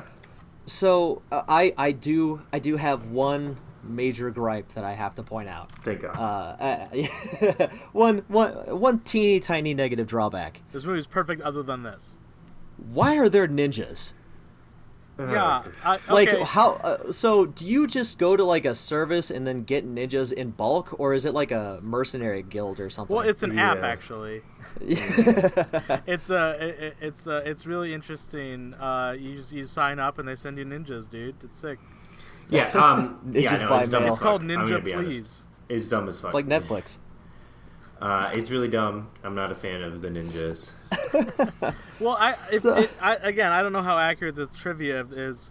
I think it's the IMDb trivia. They talk about how they had to make them ninjas with like faces covered in order to keep that scene away from a PG-13. Why? I don't know. They were afraid that it would be too violent. Oh, because you could just see like actual faced people. But getting like injured again, it's instead just of slapping. Like a I don't persona. know why they were so worried about that. Yeah, he beats the shit out of all these people, which Yeah. lends more to his Energico training as he quickly ascends the ranks. But no. through disguise. The what? fighting is established to not be a part of Energico. Because he asked the grandpa, is there some mantra with Energico? And he goes, no. And you just slap. But then he contradicts himself by going, "We do say, who's your daddy?" Right, So- but that's not a. He says it's not a mantra. He says, but it's demoralizing. Yeah, but who's to say it isn't a form of him? mantra? Yeah, but Michael, He's Michael, not an expert. He's not level 7,000. Yeah, but Michael, do you have one Like us. lightsaber or two, or the double saber? Think about it. What the fuck are you Think saying? about it. Dave's so, making like, points. Yeah, look, Liam, please tell me you're on my side with this. I just Look, there's reasonable doubt. Okay, some Jedi can fight without lightsabers. Some can. Some use two. Some use one. What it's are all you different saying? fighting. It's different fighting styles. With that. My point is that it's not Energico. It comes with the Energico training. Whatever. Okay, Sure. it's tandem training to hone one skill over the other. It's left brain, right brain. Sure. Whatever. Why did he this feed whole the snake movie cheese? is Energico. Shut up. Why whole did movie he, is why did he Energico. feed cheese to the snake? Yeah, I don't- Yeah. And then it has like And a also- little teeny tiny bite. And also racism. Yeah. Yeah. Well, No, The I don't. brown I don't face say it. sequence is really bad. Dave, Dave, is That's your a- conspiracy theory? Okay, I have got one last one that. Well, actually, I've got two. I'm gonna bring up this one first. Oh shit! I actually have three. This is great. God. So the Disguisey book, like the little pop-up book, right? Yeah. Is that imbued with Energico? Now, stick with me here. Stick with me here. Okay. The I'm book, with you. the book is thousands of years old, or 1,000, well, hundreds of years old and some change. we don't know that. Maybe. It's probably they've been- the same Tuscan origins as the Nest in a Box. Oh my God. It looks the same. I mean, it possibly can. It may or may not be, You but know we what? can I tell think that it's got a old. point here, because how else would it know those very, very specific situations that it needs to answer for? That's where I'm at. Right. So like, and also like it's Master of Disguises, they've been here since like George Washington and stuff. So like, of course, it's Now, you know. I actually want to poise that as I think the book is an Energico well. Now, so it's everyone that's had this book has dumped their knowledge into it, and then every time you open it up, it's a pop-up to something that you need, and you pull from the well of knowledge. So, using this logic, that means that the scene where it says that Grandpa can't help, Grandpa just didn't want to help? Yeah, he just didn't want to help. He didn't want to break his disguise. Like, I'm not going to fucking save my son. That guy didn't let me see my grandson. Fuck that guy. Well, if he revealed that he was the cuteness too early on, he couldn't go to Devlin Bowman's mansion and then like do a little bit of like the preemptive scouting. Because like when Pistachio gets in and then he's like, Cherry Pie Man, he's like, the cuteness, get out of here, and then like the dog runs out. The dog went in to scout ahead. It is weird that the dog is there. I'm gonna be honest. And there's a doggy door on a mansion. Oh yeah, of course. Yeah. So there's also the scene during Pistachio's training exercise kind of montage where he's disguised as like a girl, and then like the little fat kid like walks up and hands him a rose. Yeah, that's okay. We haven't even discussed that yet. That's really upsetting. Two plot points to bring up about that. There's a plaque on the wall directly behind them, stating that is a all-girls preparatory school. Mm-hmm. So, one, Pistachio and the grandpa managed to get through the entire building, just going, yeah, this is my daughter. We're just checking it out. Sorry, we're a little late today or whatever, because like. They're just standing there like, and no one's really questioning it. And then B, the plaque stating that it's an all-girls school. Where did the little boy come from? I don't know.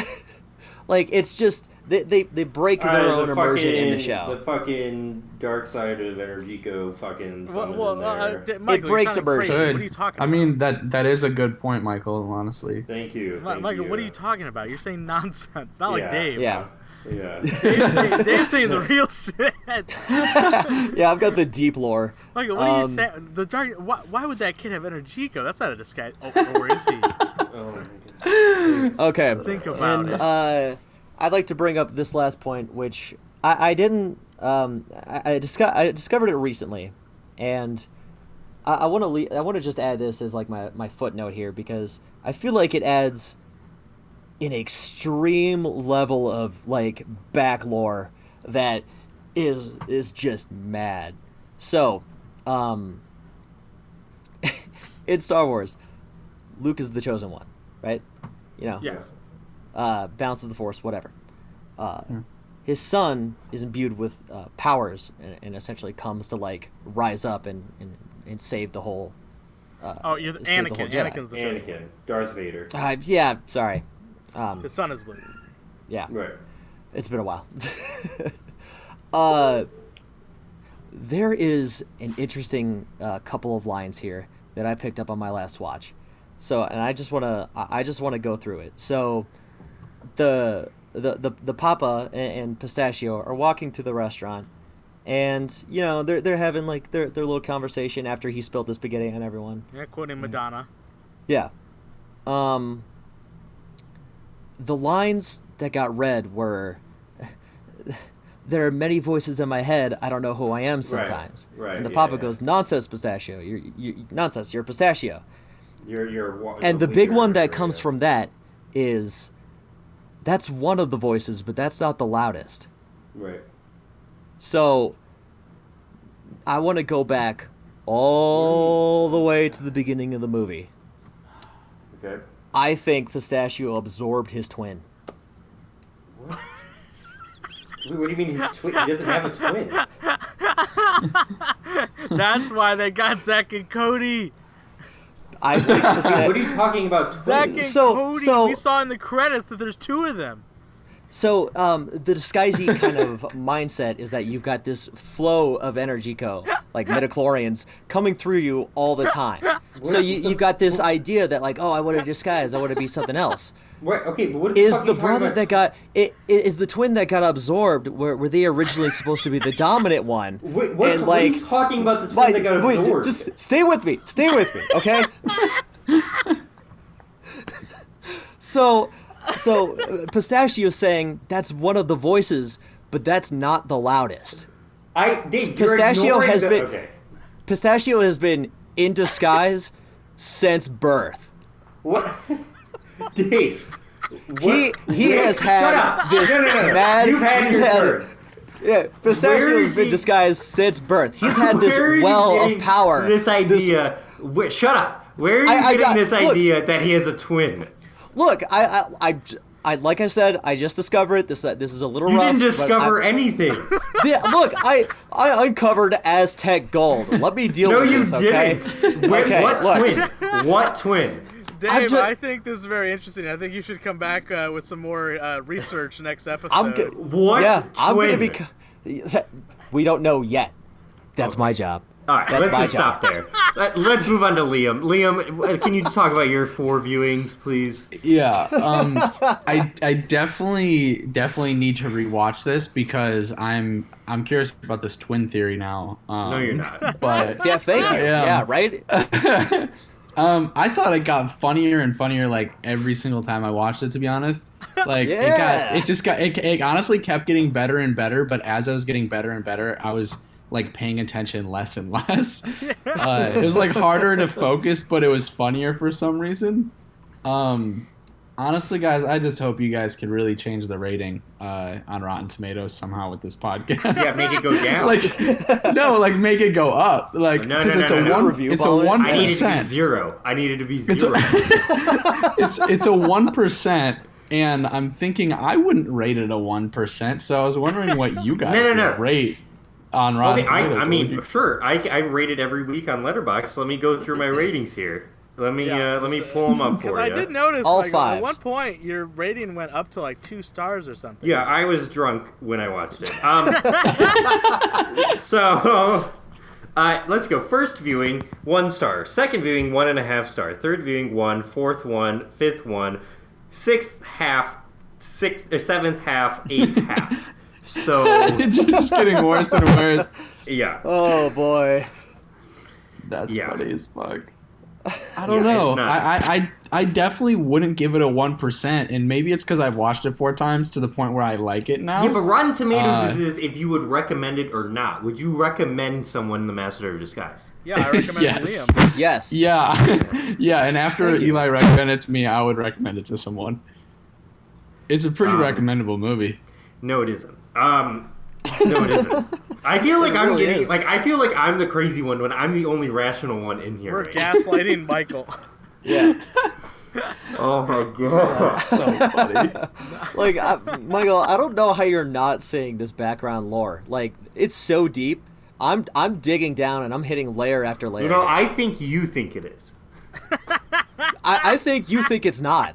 Like, you're just in denial because you don't want to win. Honestly, I think Dave's being a scientist about this. I think Michael's just being immature.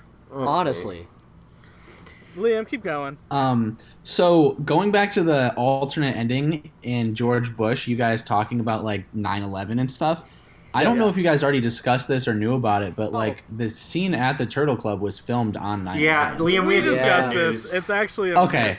It's a myth. Oh, is it? I didn't know. We did some research. We were very bummed out to find out it's not real. Yeah. Dang. They on the first day of shooting at the Turtle Club, though, they did have a moment of silence for the victims of 9/11. That did happen, but it wasn't on 9/11, which is the saddest news. And I'm so sorry to break that to you. I'm so bummed that they didn't continue filming after a terrorist attack on America. It's such a shame. I mean, hey, the show must go on, you know. Yeah. But I don't know. I guess I honestly liked it. It was a great experience, and I'm definitely actually gonna watch it again. But I'm gonna make a lot of my friends watch it as a big viewing. Please, I think. Please text us your experiences watching it forward. We would love to know. Obviously, we're going to be the world's foremost experts on this movie, so Dave especially. Yeah, no, he's not. Actually, real quick, I have a little jump-in note. We asked where they were. I managed to narrow it down. There's a license plate, building architecture, and environment. They're in Little Italy, San Diego. Oh. Hey, Liam, you're kind of close to San Diego. Yeah, I'm only 2 hours away. Yeah. And you know what? The Soleil thing, that makes sense, because everywhere I was looking, it only looks like it's like a West Coast thing. Yeah. So that actually all lines up. I'm gonna look for some of that out here. Actually, I'm gonna go to like an Italian market and get one. Yeah, please so do. excited. Well, that also tells me that whoever like was picking the drink for them to like ingest in that scene, like they went for an Italian brand. And do you think that was on purpose or not? You know what? I'd like to think Yes. that the person like working on set decoration really was doing their job. Yeah. Because I think that's on purpose. I think I'd it's like on to think purpose so. too. I guess like a few like scenes that I thought were funny that you might have already discussed. I honestly, out of the whole thing, besides the tight blue sweater, the pre-recorded hologram was just like That's a good one. That was one of my favorite scenes, just because like he's like, I'm a pre-recorded hologram. What is your question? And then he starts reacting. He starts reacting to things happening, and he's silent. Yeah. And That's the Energico power. Shut up. Yeah, and it might be because like maybe the he cuteness was is in that scene. Yeah. The cuteness But he's is projecting in that scene. his mindset through the book. This is through like the orb. fucking like Harry Potter, how people will dismiss the plot holes in Harry Potter by just saying it's magic. Yeah, This is what you're well, fucking doing. It's magic. It does make sense though that What plot hole? it does make sense that they're in the same scene together, but they're not, and that's why he addresses that he's a pre-recorded hologram. Yeah, I think Because that's then he feel can't. that. Then he can't be the cuteness. Because like I said, this movie Yeah. has no inconsistencies or plot holes. No. Right. Well, okay. But yeah, I mean that one was one of my favorite scenes because I still don't understand how he reacts to things in the pre-recorded hologram. Energico, that's how. Right, and Maybe. I guess that might be the only way I could explain it. But I really thought the fake making out between Rex and the Pistachios girl. Yeah. What's her name? The Tush Queen, Sophia. Yeah, the Tush. Yeah, Sophia. Sophia. Yeah. I don't know if you guys noticed how fake the makeout was. Oh yeah. No, Yeah. I Literally, they're did like- notice. They're literally like smashing each other's cheeks together. You can literally see it, and I that was hysterical. Yeah, no, it's not really Um, great. Also, Liam, we discussed this last episode, but have you seen Bob's Burgers? Yeah. That waiter Rex is the voice of Jimmy Pesto. What? Yeah, that's and Jimmy Pesto. Jimmy Pesto also was Oh a my part God. of the January 6th white supremacist neo-Nazi riots in the So he capital. got What? booted off the show. So he's off the show for being a fucking Nazi. Oh, I did not know that either. Which is Yeah. cool. This is- Well, Yeah. Jimmy Pesto was a bad guy in the show anyways, so Yeah. it makes so- sense. Well, he's Yeah, a bad guy so- in this. He's new waiter Rex. This- he trips Pistachio. so what we're saying is somehow him being he is Jimmy Pesto in the Master Disguise, and somehow through Energico he is in Bob's Burgers as well. You know what? That makes a lot of sense. So we've created a crossover universe. It makes too much sense. It honestly. does. Honestly, it all just really links in on itself. I really like his cheesy laugh. Like that was super funny. And I guess like just a few more is like obviously the turtle biting the nose off is a classic, and makes Amazing. it's just like that's one of my favorite. Okay.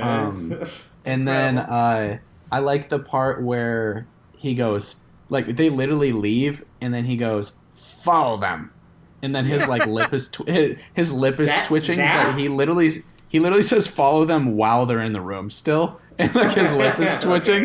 Like I was like. I think I even mentioned this on the last episode, but that his facial movement in that scene is kind of incredible. I don't know how he does that. Yeah. Like as an Yeah. actor, Like the that's twitching? impressive. Especially considering he plays like a emotionless robot in Star Trek. Like he's very good with his facial emotions. That's funny. And then I guess just the weird Shrek impression was just kind of off-putting to me. Yeah. Don't you get away from me, donkey?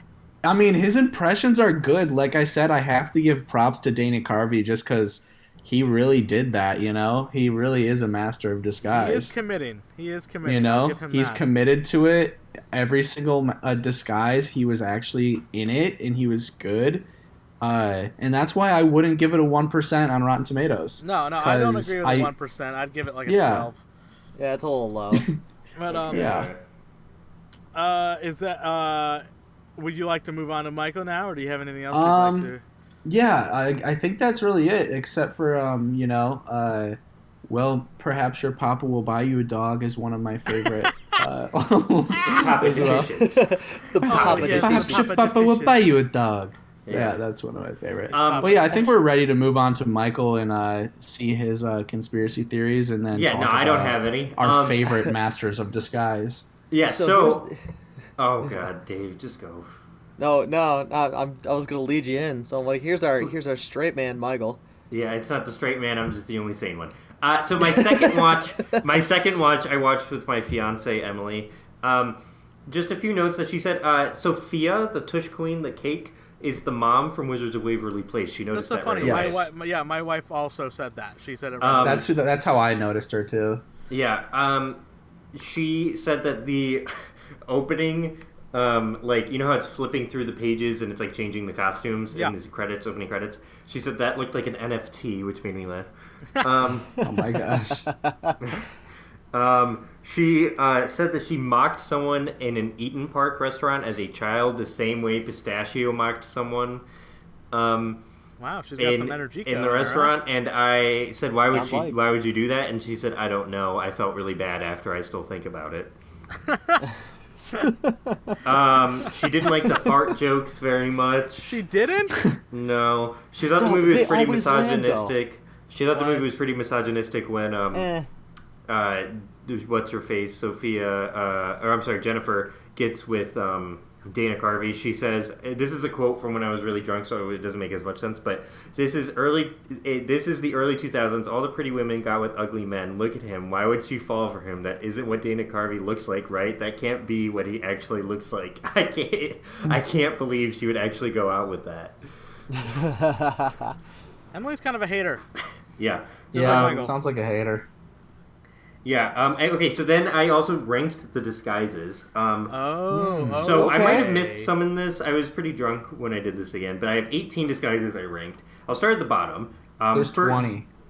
Are there really? Yeah, because I looked up all disguises from Master Disguise because I wanted to pick my favorite, and it says I'm pretty sure I just did his. Because there's a YouTube video saying 20 disguises. Okay. Okay. Well, here are my 18 ranked. I can live rank if you guys realize one I forgot. Yeah, go. I only did Pistachio, so there's no Bo Derek in this one. Bottom is Brownface. That's pretty obvious. Yeah. Then I had George Bush. That one just pissed me off because I'm not a big George Bush fan. So it wasn't that good. Yeah. Number 16 was Girl at School. Yeah. Number 17 is Jessie Ventura, mostly because I feel like Jessie Ventura was not their first choice for that scene. Well, you know what's really weird about that? Maybe. Because afterwards, Data goes, who would have thought that Jessie Ventura would be the perfect disguise to steal the Liberty Bell? And Me. yeah. I thought that. It's like, what? Why did you think that? Right, and also, there's no way Jessie Ventura was the first choice. No. But he's not Jessie Ventura, right? Yeah, what? That's Jessie Ventura. No, I'm saying Pistachio's not disguised as him, though. Yeah, no, I guess you're right. That's a Fabrizio. I guess you're right, yeah. It's Fabrizio. I guess you're right. I'm sorry. I again, very drunk when I did this. Now, after that is the weird Swedish guy. Bavarian. The Bavarian tax collector. Yeah, and then I have the Constable Mueller? Yeah, Constable Mueller. Is that his name? Yeah, Constable Mueller. Constable Mueller. Yeah, and then I have the fat suit when he's training. Then I have Steve, the guy who gets found out. I thought that was a pretty middling one. And then I have Grammy Num Nums. Then I have Grammy Num Nums. Yeah. Oh, I guess I do include Bo Derek. Bo Derek is the next one after this for number 10. Then I get to the Maid for number 9, Turtle for 8, 7 was the shit. 6 was Michael Johnson, mostly because I find that scene hilarious, and something I'll get into right now.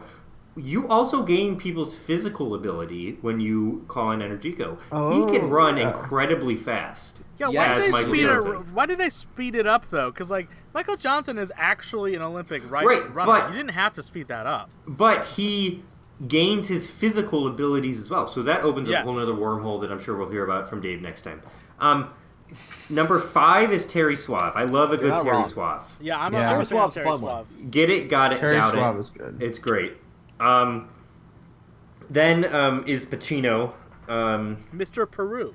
Mr. Peru, I guess is his name. It is. And then this is the top 2 right here.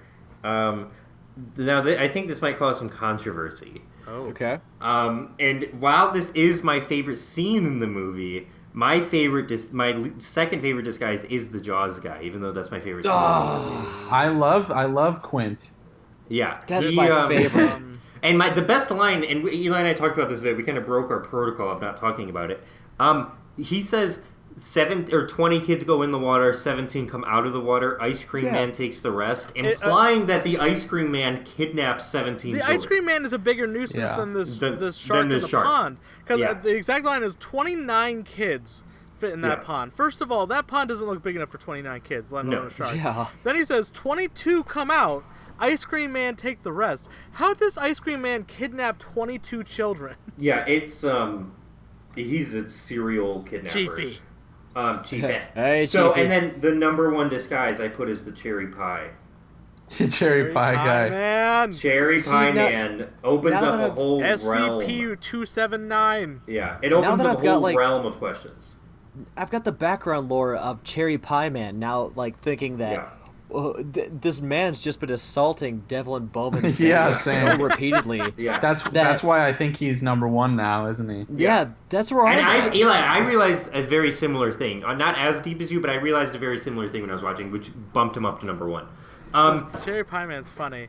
So So- that's interesting. What is everyone else's favorite disguise here? Because I like Quint a lot, Yeah. but are we counting May or May Not? That's The the after toy credits mayor and the in toy the credits? scene. Oh, yeah. Because I really like that disguise. I think that's very fun, and it's weird that they cut the scene. Yeah. He's like Yeah, he's yeah. like a toy mayor or something. His name is May or May Not, and he has a giant yo-yo and a big lollipop, and he that's a makes good one. bubbles. That's top 10 for sure. I don't know. See, I I honestly, if like I'm that. counting in the movie, honestly, I think Terry Suave would be my favorite. Terry Suave is close. The only thing that brought him down is his scene is not long enough for my taste. It needs to be Honestly, Suave I is top genuinely 4. think that I would rather watch a movie just about the character of Terry Yes. Suave. Yes, I agree with you Yeah. 100%. That's Like it'd the be like a follow-up. Johnny Yeah. English type. Like He's not the only Yeah. character. He's the only character that stands off on his own. like I'm not saying that like it would be a good movie, but I'm saying it would be better. Yeah. He's even got Hot a one, hot catchphrase: two. "The get it, got it, doubt it." Yeah, hot 1, hot 2. I need a Charleston chew. Like the way Love he that talks line. is just kind of funny. I Dave, don't what's know. what's your favorite disguise, Dave? Honestly, like, I gotta give it up for like the top 3 because it's like Cherry Pie Man learning all this background lore, but then it's like you know the Jaws guy. But I gotta give it up for number 3 as Gammy Num Num. No! No. Wow. The scene I hate where Gammy. I hate Gammy. the scene not a where it's Gammy like fan. it's like getting pushed back. She's like pushing me, pressure, moving me, and I just Dave, fucking you do a laugh my weirdly ass good off. impersonation of Gammy Num Yeah, Num. that That was was kind of weirdly good, good. actually. Liam, do you Yeah, have that a was- favorite?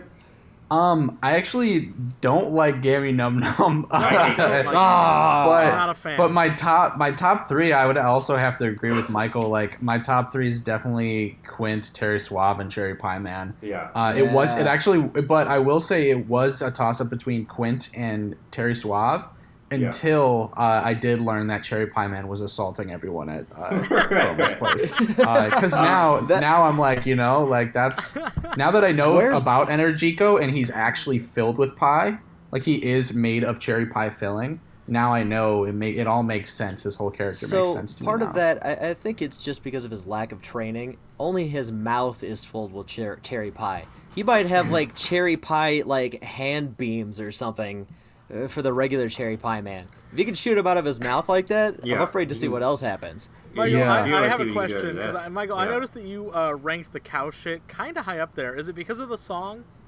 Yeah, the song plays a big role into it. Yeah. The song is a banger. Yeah. He's Yeah. the master of disguise. And it comes right after the high of the Jaws scene. You may never Yeah. recognize. It's the first scene after the Jaws scene, so I'm in a good mood when I'm watching that scene. For my third watch, just to explain some backstory, Eli will know exactly the horrors I went through for this. One of my favorite movies of all time is a movie called Funny Games. Oh.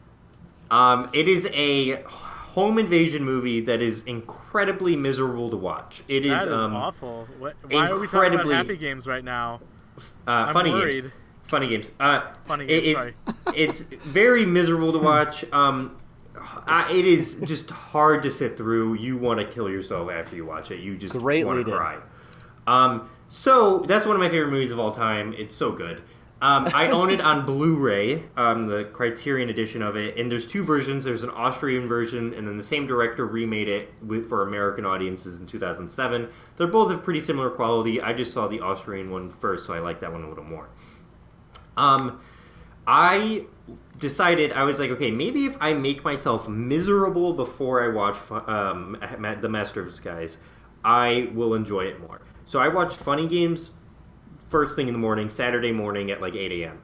And then right away, I watched The Master of Disguise right after, hoping that it would cheer me up and like maybe like, oh, it's a fun comedy.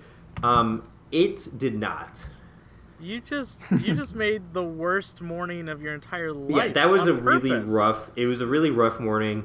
All of my notes are really depressing. And there's something else I need to add in a second though. But one thing I noticed is that I fucking hate the way that restaurant is decorated. It is the worst decor I've ever seen in my goddamn life for a restaurant or anything for that matter. This is nonsense. This is a family restaurant that's like been established. So this is shut the supposed fuck to be up. like, It's oh, awful. you're at home. No. Why are you awful. so mad at this movie? I mean, It's I awful. don't. Because he watched Funny Games beforehand. That'll fuck up anything. Yeah. I don't hate the decoration of the restaurant only because the reason Dave said, to be honest. Like, I would be right there with you. Like, I think it's a hideous restaurant, like, appearance-wise. Yes. However, it is such, like, one of those, like, passed down for generation Italian places that it looks like it's supposed to be looking like that. Listen, like it's a family place you go to. I am the only Italian one in here. Liam, maybe you are? No, I'm 0.1% Sardinian. So listen, Sardinian's I grew up company. I grew up very Italian. My family's very Italian. It doesn't look like that. Like, it's not that, okay? Like, that is awful. That was awful. There was green. Like, it was... anyways. I have been to restaurants that have that vibe and kind of have that feel. Not that bad, though. Yeah, not that bad. It's like Buca de Beppo. No, it is way worse than Buca de Beppo. It's Buca de Beppo, but double the decorations. Your guys' next watch, you need to... Beppo, isn't it? Shut the fuck up. It doesn't matter. Next watch, you guys need to watch this. Look, I'm just pay saying... attention. Oh, it is Beppo, you're right. Pay attention to it. I've never paid attention to this. I've sort of taken it for granted because it's like, it's an Italian restaurant, whatever. No, you need to pay attention. It is awful. It is truly just terrible. It's the Italian version of Applebee's. So my next note... My next note is almost every night shot is day for night, which, if you're unaware, day for night is when you film during the day but make it look like it's night by making it look really blue. Eli, have you picked up on this? Yeah, I don't think it's every shot, but the establishing shot for sure of the turtle the first is the scene. Worst. Well, yeah, and the first scene of the movie is really bad with Bo Derek. It is clearly shot during the day. It doesn't look great. I didn't even notice that. I think the worst looking shot in this entire movie is the exterior establishing shot of the Turtle Club. Yeah, that looks because really the building is too super green to let you know, hey, this is the Turtle Club. But the sky is like this hard blue. It looks very unnatural. It looks like something out of like an abstract, like alternative movie. Yes, it's very odd. Again, I don't know, like, if it was strictly day for night in some of these scenes, but it is guilty of it, yes, for sure. Next note, as a teacher myself, I feel like I have some ability to judge the grandpa's teaching skills. truly awful teacher. He is just awful to Pistachio the whole time, and like Pistachio asks very reasonable questions, and he just tells him to shut up. He's like, "This is what you're doing. This is what I want you to do." Yeah, it makes me very angry. I'm not a fan of his teaching style. Just want to throw that out there. You should go beat him up. I have IBS, and I was having a really bad IBS attack during the watch of this movie, and I was enjoying shitting my brains out more than watching the movie. It was like a welcome break every time I had to run to the restroom. Did you continue to watch the movie while you were having this attack, or did you take breaks from the movie? I took breaks, but not to spoil any future watches, but that's a plan of mine. Is to eat a lot of food that's going to make me shit and then watch the movie. I don't want a single minute of this movie to pass without shit coming out of your ass. Exactly. It rhymes, so it works. Yeah.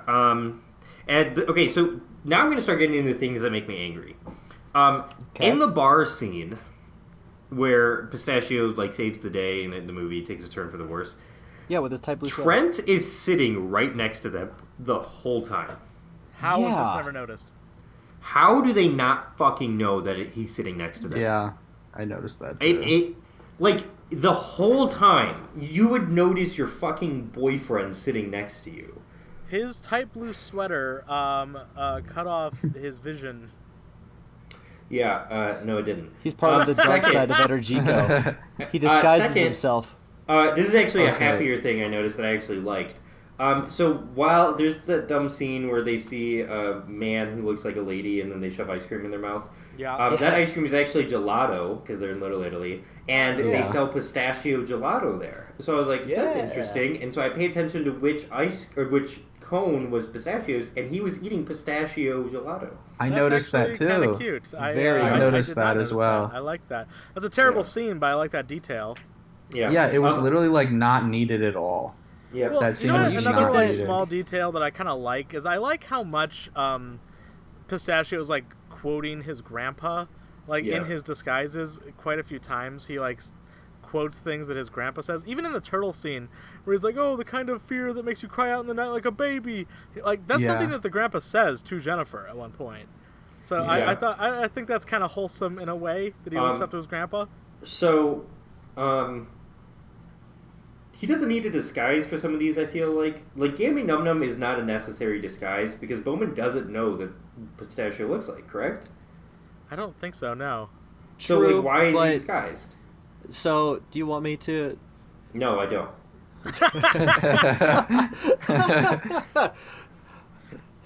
I really don't. I'm going to be honest. Yeah, Dave, okay, our guest wants me to. Then I'm just going to do it. So, part of the extended Disguisey Energico training to mastery of the Energico force, I think it's like you're disguising as part of deception. So, Gammy Num Nums is like the big like deception, like the big boisterous idea that like it gets out of the way, and then you see Jennifer in the background, kind of like modest suit, not really the loud character. Gammy Num Num gets pushed aside, like to be like, oh yeah, get this ugly cretin out of the way of the beautiful woman, and I think that's part of it. All right. No. Well, no. If it was a man with her, I think Devlin Bowman may have assumed that they were together. Yeah. Yeah. Pistachio really looks like he could get Jennifer Esposito. Well, he you does. never He know, does. dude. Yeah, he does. He does do also, it. So Dave, you never know. you missed a sponsor. At the end, he says, "Let's go to the Olive Garden." So that is that's right. The Olive Garden. He's like, also like, if a real Italian would never want to go to Olive Garden. Like what? Yeah. I don't even want to go to Olive Garden. Right. Like, yeah. I used to I used to love Olive Garden like when I was younger, and I went like maybe a year and a half ago, and I will never go back to Olive Garden. No, Same with like I can't do Darden restaurants anymore. It's just like I'd rather pay the same price for a bowl at Chipotle. Like, no, Chipotle is less. You get insulted by Gordon Ramsay once, and then all of a sudden you're too good for Olive Garden. Yeah, I can't do Olive Garden, bro. It's the LA lifestyle for you. Okay, so I'm going to start getting into plot holes here. There is don't exist. every single time they progress in solving the mystery of where the parents are, they don't solve anything. It just is like an ex machina every fucking time. For example, they start by looking where the parents disappeared, right? And she finds a cigar, and she's like, "Oh, blah blah blah, right? We should go check out the Turtle Club." Why does she even mention it? If I was digging through trash and I found a cigar butt, I wouldn't think, "Oh, this is probably connected to your parents getting kidnapped." It's because she's a really good detective. And then and then they get there, and he says, "Oh, it's Devlin Bowman," and they're like, "Okay, Devlin Bowman's the bad guy. We know that for sure." But why? That's explained. No, it isn't. No. Yeah. When she picks up the cigar, she goes, "I used to date a guy that smoked these. He was at the Turtle Club." Right. But I know, but why do they think that is connected to the kidnapping? Couldn't someone have just thrown out a cigar from the Turtle Club? It's trash just like anything else. How coincidental that a high-end cigar just happens to be at the same crime scene. Michael, what you don't see is all the other time, every piece of trash she picked up, and she's like, "Hey, this is a Burger King wrapper. I dated a guy from Burger King once. Yeah, maybe this is a balloon." But that's that proves my point, because it's why is nothing else connected like this? It's like I said, they did this to 50 other pieces of trash. Okay. Which is why Pistachio is so condescending to her, and he's like, "Listen, stop digging through the trash." And then he uses his weird little extendo thing to grab the cigar. And he's like, maybe this one's it, because after the 50 other visits they took with her, it just happens to be the one. And so then they get to the Turtle Club, and they say that, and it's they assume that's thing, and then she's researching him, and then they find the Classmates.com thing. And I mentioned that in the last podcast. I know, and it's every single time. While some of these jokes land, it's just not it's not a plot. This isn't writing. This is one. I'm being very serious when I say this. One of the worst screenplays I've ever seen in a real movie. No, and it doesn't make any sense, because at the moment they know who the bad guy is and they go to his house, how is that not the end of the movie? They know who he is. Why do we meander around for another 20 minutes for some reason? They know who the bad guy is. And it makes me so angry that literally every progression in this movie comes at the cost of the worst writing you have ever seen in your fucking life. It is so bad. They just happen to be "Oh, also, there's this rare art show. I bet he's going to be there." And then he is there. Aren't you busy kidnapping and stealing the world's treasures right now, first of all? And second of all, the first place they go when getting in there, he just walks up. And she's like, "That's Devlin Bowman. That's him. That's the guy. That's him." It makes me so angry. Literally, there is no plot to this movie that has any discernible sense. And it makes me very angry every time I watch it. Well, okay, I actually made there was one of those for me where it was this makes no sense, but then I actually connected a dot.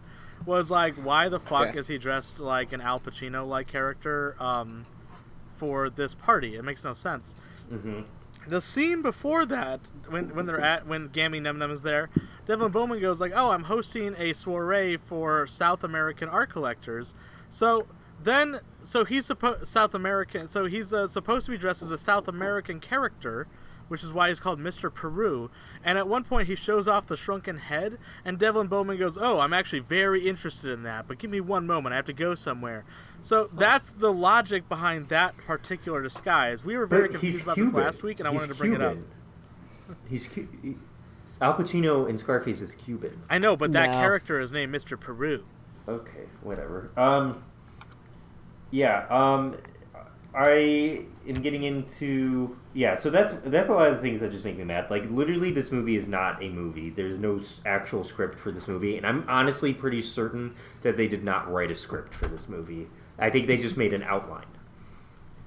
And then they just sort of let Dana Carvey riff. Yes, I'm almost positive of that, because it is anyone could a script editor could read this and be like, "This makes no fucking sense." There are a couple. You could ask Jennifer when she's on the podcast. Yeah, we will ask Jennifer. Was there a script for this movie? And she'll say no. There's an after credit scene where Pistachio walks up to Sophia and Rex making out. He's like, "Oh, why do you have your hands on the tush queen?" And then he flubs the line. Like, you could tell that he flubbed the line, so that was like an actual line that he practiced. Yep. Well, yeah, but okay, whatever. So there might be a script. It's just a bad outline. script. It's just bad. Well, it's an all right one. But that's an outline. You can have pretty lines good. in an outline. Whatever. So the voiceover at the start of the movie, I also found to be very low quality, like randomly, where he's like the old man voiceover. Yeah, the grandpa talking at the beginning of the movie. The first thing you hear, it's like weirdly low quality. Yeah. And why does Trent hate the kid so much? Well, because he's a bad guy, and there's actually that scene there where it's the one time ever where Pistachio is like condescending to somebody. He's like, "Hey, what are you putting in his head there, huh?" And he goes, niceness." Yeah, I don't like. It's very weird that he just randomly hates him. Okay, so now I'm on to my. Oh, go ahead. I was gonna say, I think he's just like a tail chaser, really, because like he says, "Are you trying to get up on my action, aren't you?" And it's like trying to horn in. Yeah, horn in on my action, aren't you? And he's really just like. Wait, but have you ever met girl? Like, have you ever met a human being who just hates a kid so much that he finds joy in seeing him fall? Well, I think that's what we're trying to like see here. That this guy's super fake right off the bat. That just adds to his. Evil I laugh when kids like fall over sometimes. I think it's funny. I can watch that all day. And then okay. I look up compilations of babies falling down the stairs. Actually, yeah. Those are called snuff films, Eli. So, I also, this is my 6th viewing I'm on now. For this one, I have 3 monitors. Yeah. For my computer, I put it on each of my 3 monitors and synced it up, and played it with 3 monitors, and I put my phone in another room. I took my Apple Watch off, and I fully immersed myself in this movie. Oh. And it was one of the most overwhelming experiences in my life. Michael, why are you torturing yourself? You're every one of your special things is like, so I poisoned myself and I couldn't drink the antidote until the movie was over. Yeah. It was really overwhelming. Yeah, I did notice that each monitor had a different color saturation to it. The middle one, which is my your monitors, actually. Yeah, and I actually did correct my monitors after that. So this movie is helping you. It's improving your life. Yeah, you're welcome. I put that Rex could have been played by Bruce Campbell from Evil Dead and that would have been fun. Hotep, Spider-Man. So I think he could have been played by Bruce Campbell. Just a thought. I said the poor woman got her face fondled, meaning the maid. And then there's a line where the dad says to Bowman, when he has the Constitution, he goes, "You should read this." And then there's the transition, meaning that he's breaking laws and breaking the Constitution. There's nothing in the Constitution that is explicitly saying that Rex is really breaking. The Constitution doesn't have laws in it like that. It has rights. No, it does. If you read the back. Oh, gotcha. Sorry. Put it in the oven with some lemon juice. And then in Watch 7, my notes just say nothing to add. I'm sad. And then Watch 8, I put N/A. So. Oh boy, you're really trudging through those last watches. This is this year is gonna be hard. Yeah. This is gonna be really difficult. Honestly, we kind of need to wrap up here, but I really just want to emphasize. This was my idea. This was my idea initially, and I really don't like that. I don't like that fact. Roped us in. There's nothing. There's no one for me to blame. This is just this is like ego death for me. So to wrap up here, Liam, thank you for joining us and doing this. You've been a pleasure to have on. Yeah, this was amazing. Absolutely. To announce our guests for next time, in the first episode, Liam, you missed on this, but in the first episode we discussed a man that Eli found who watched it every day for the month of February 10 years ago. Oh my gosh, why? He watched it daily. Daily. And he made a blog about it. I, through a lot of admittedly very creepy sleuthing, I'm not proud of myself for it, found his personal email, and I emailed him and asked him to be on the next episode, and he has agreed to do it. And we've been emailing back and forth. He seems like a great guy. He calls himself the Master of Disguise. The Master of the Master of Disguise.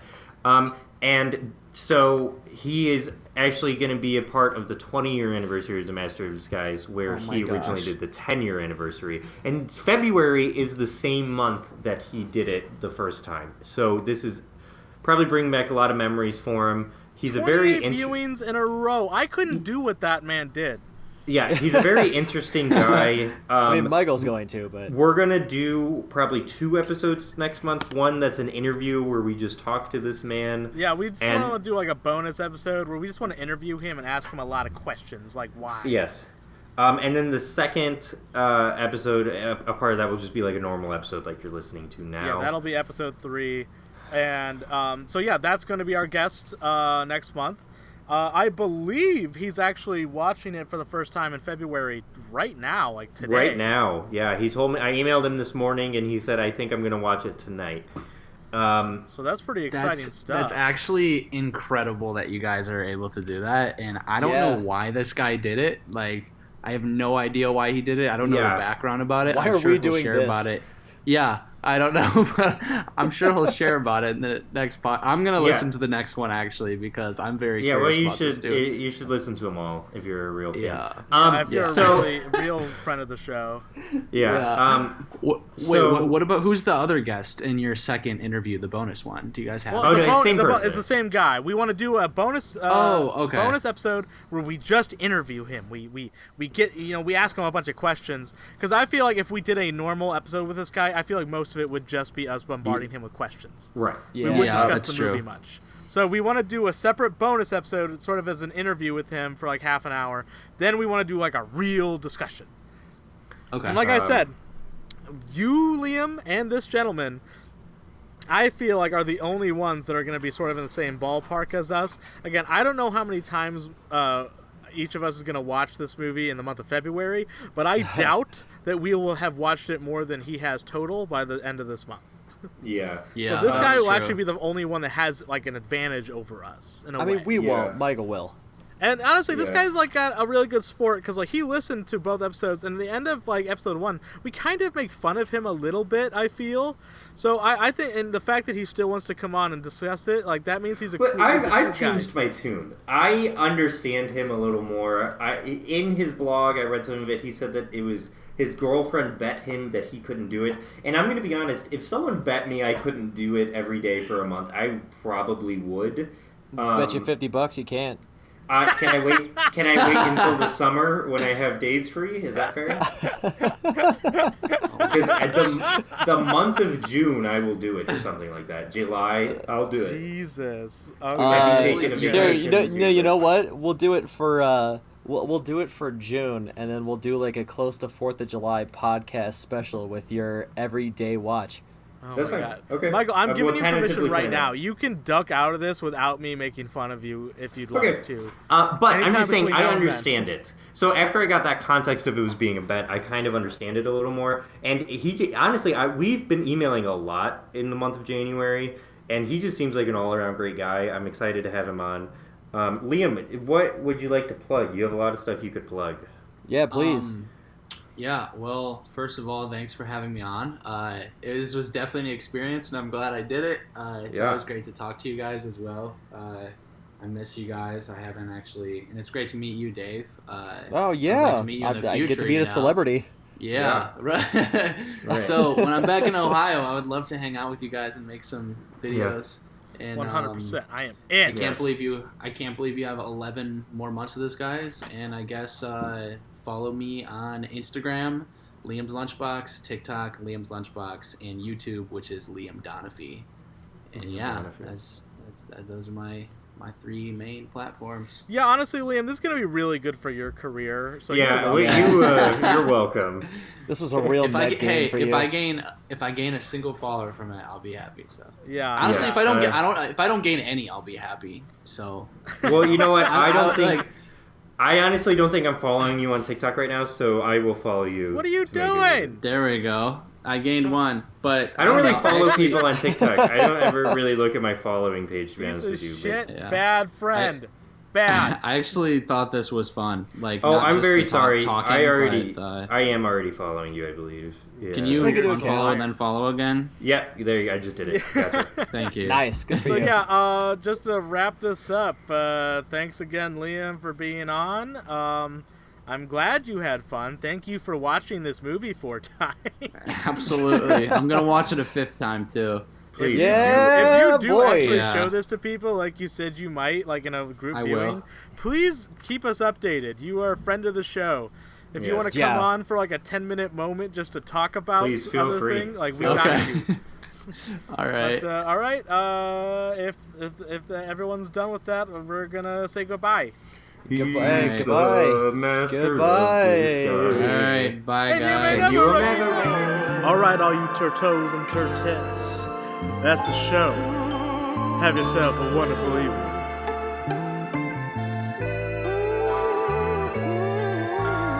Bye-bye.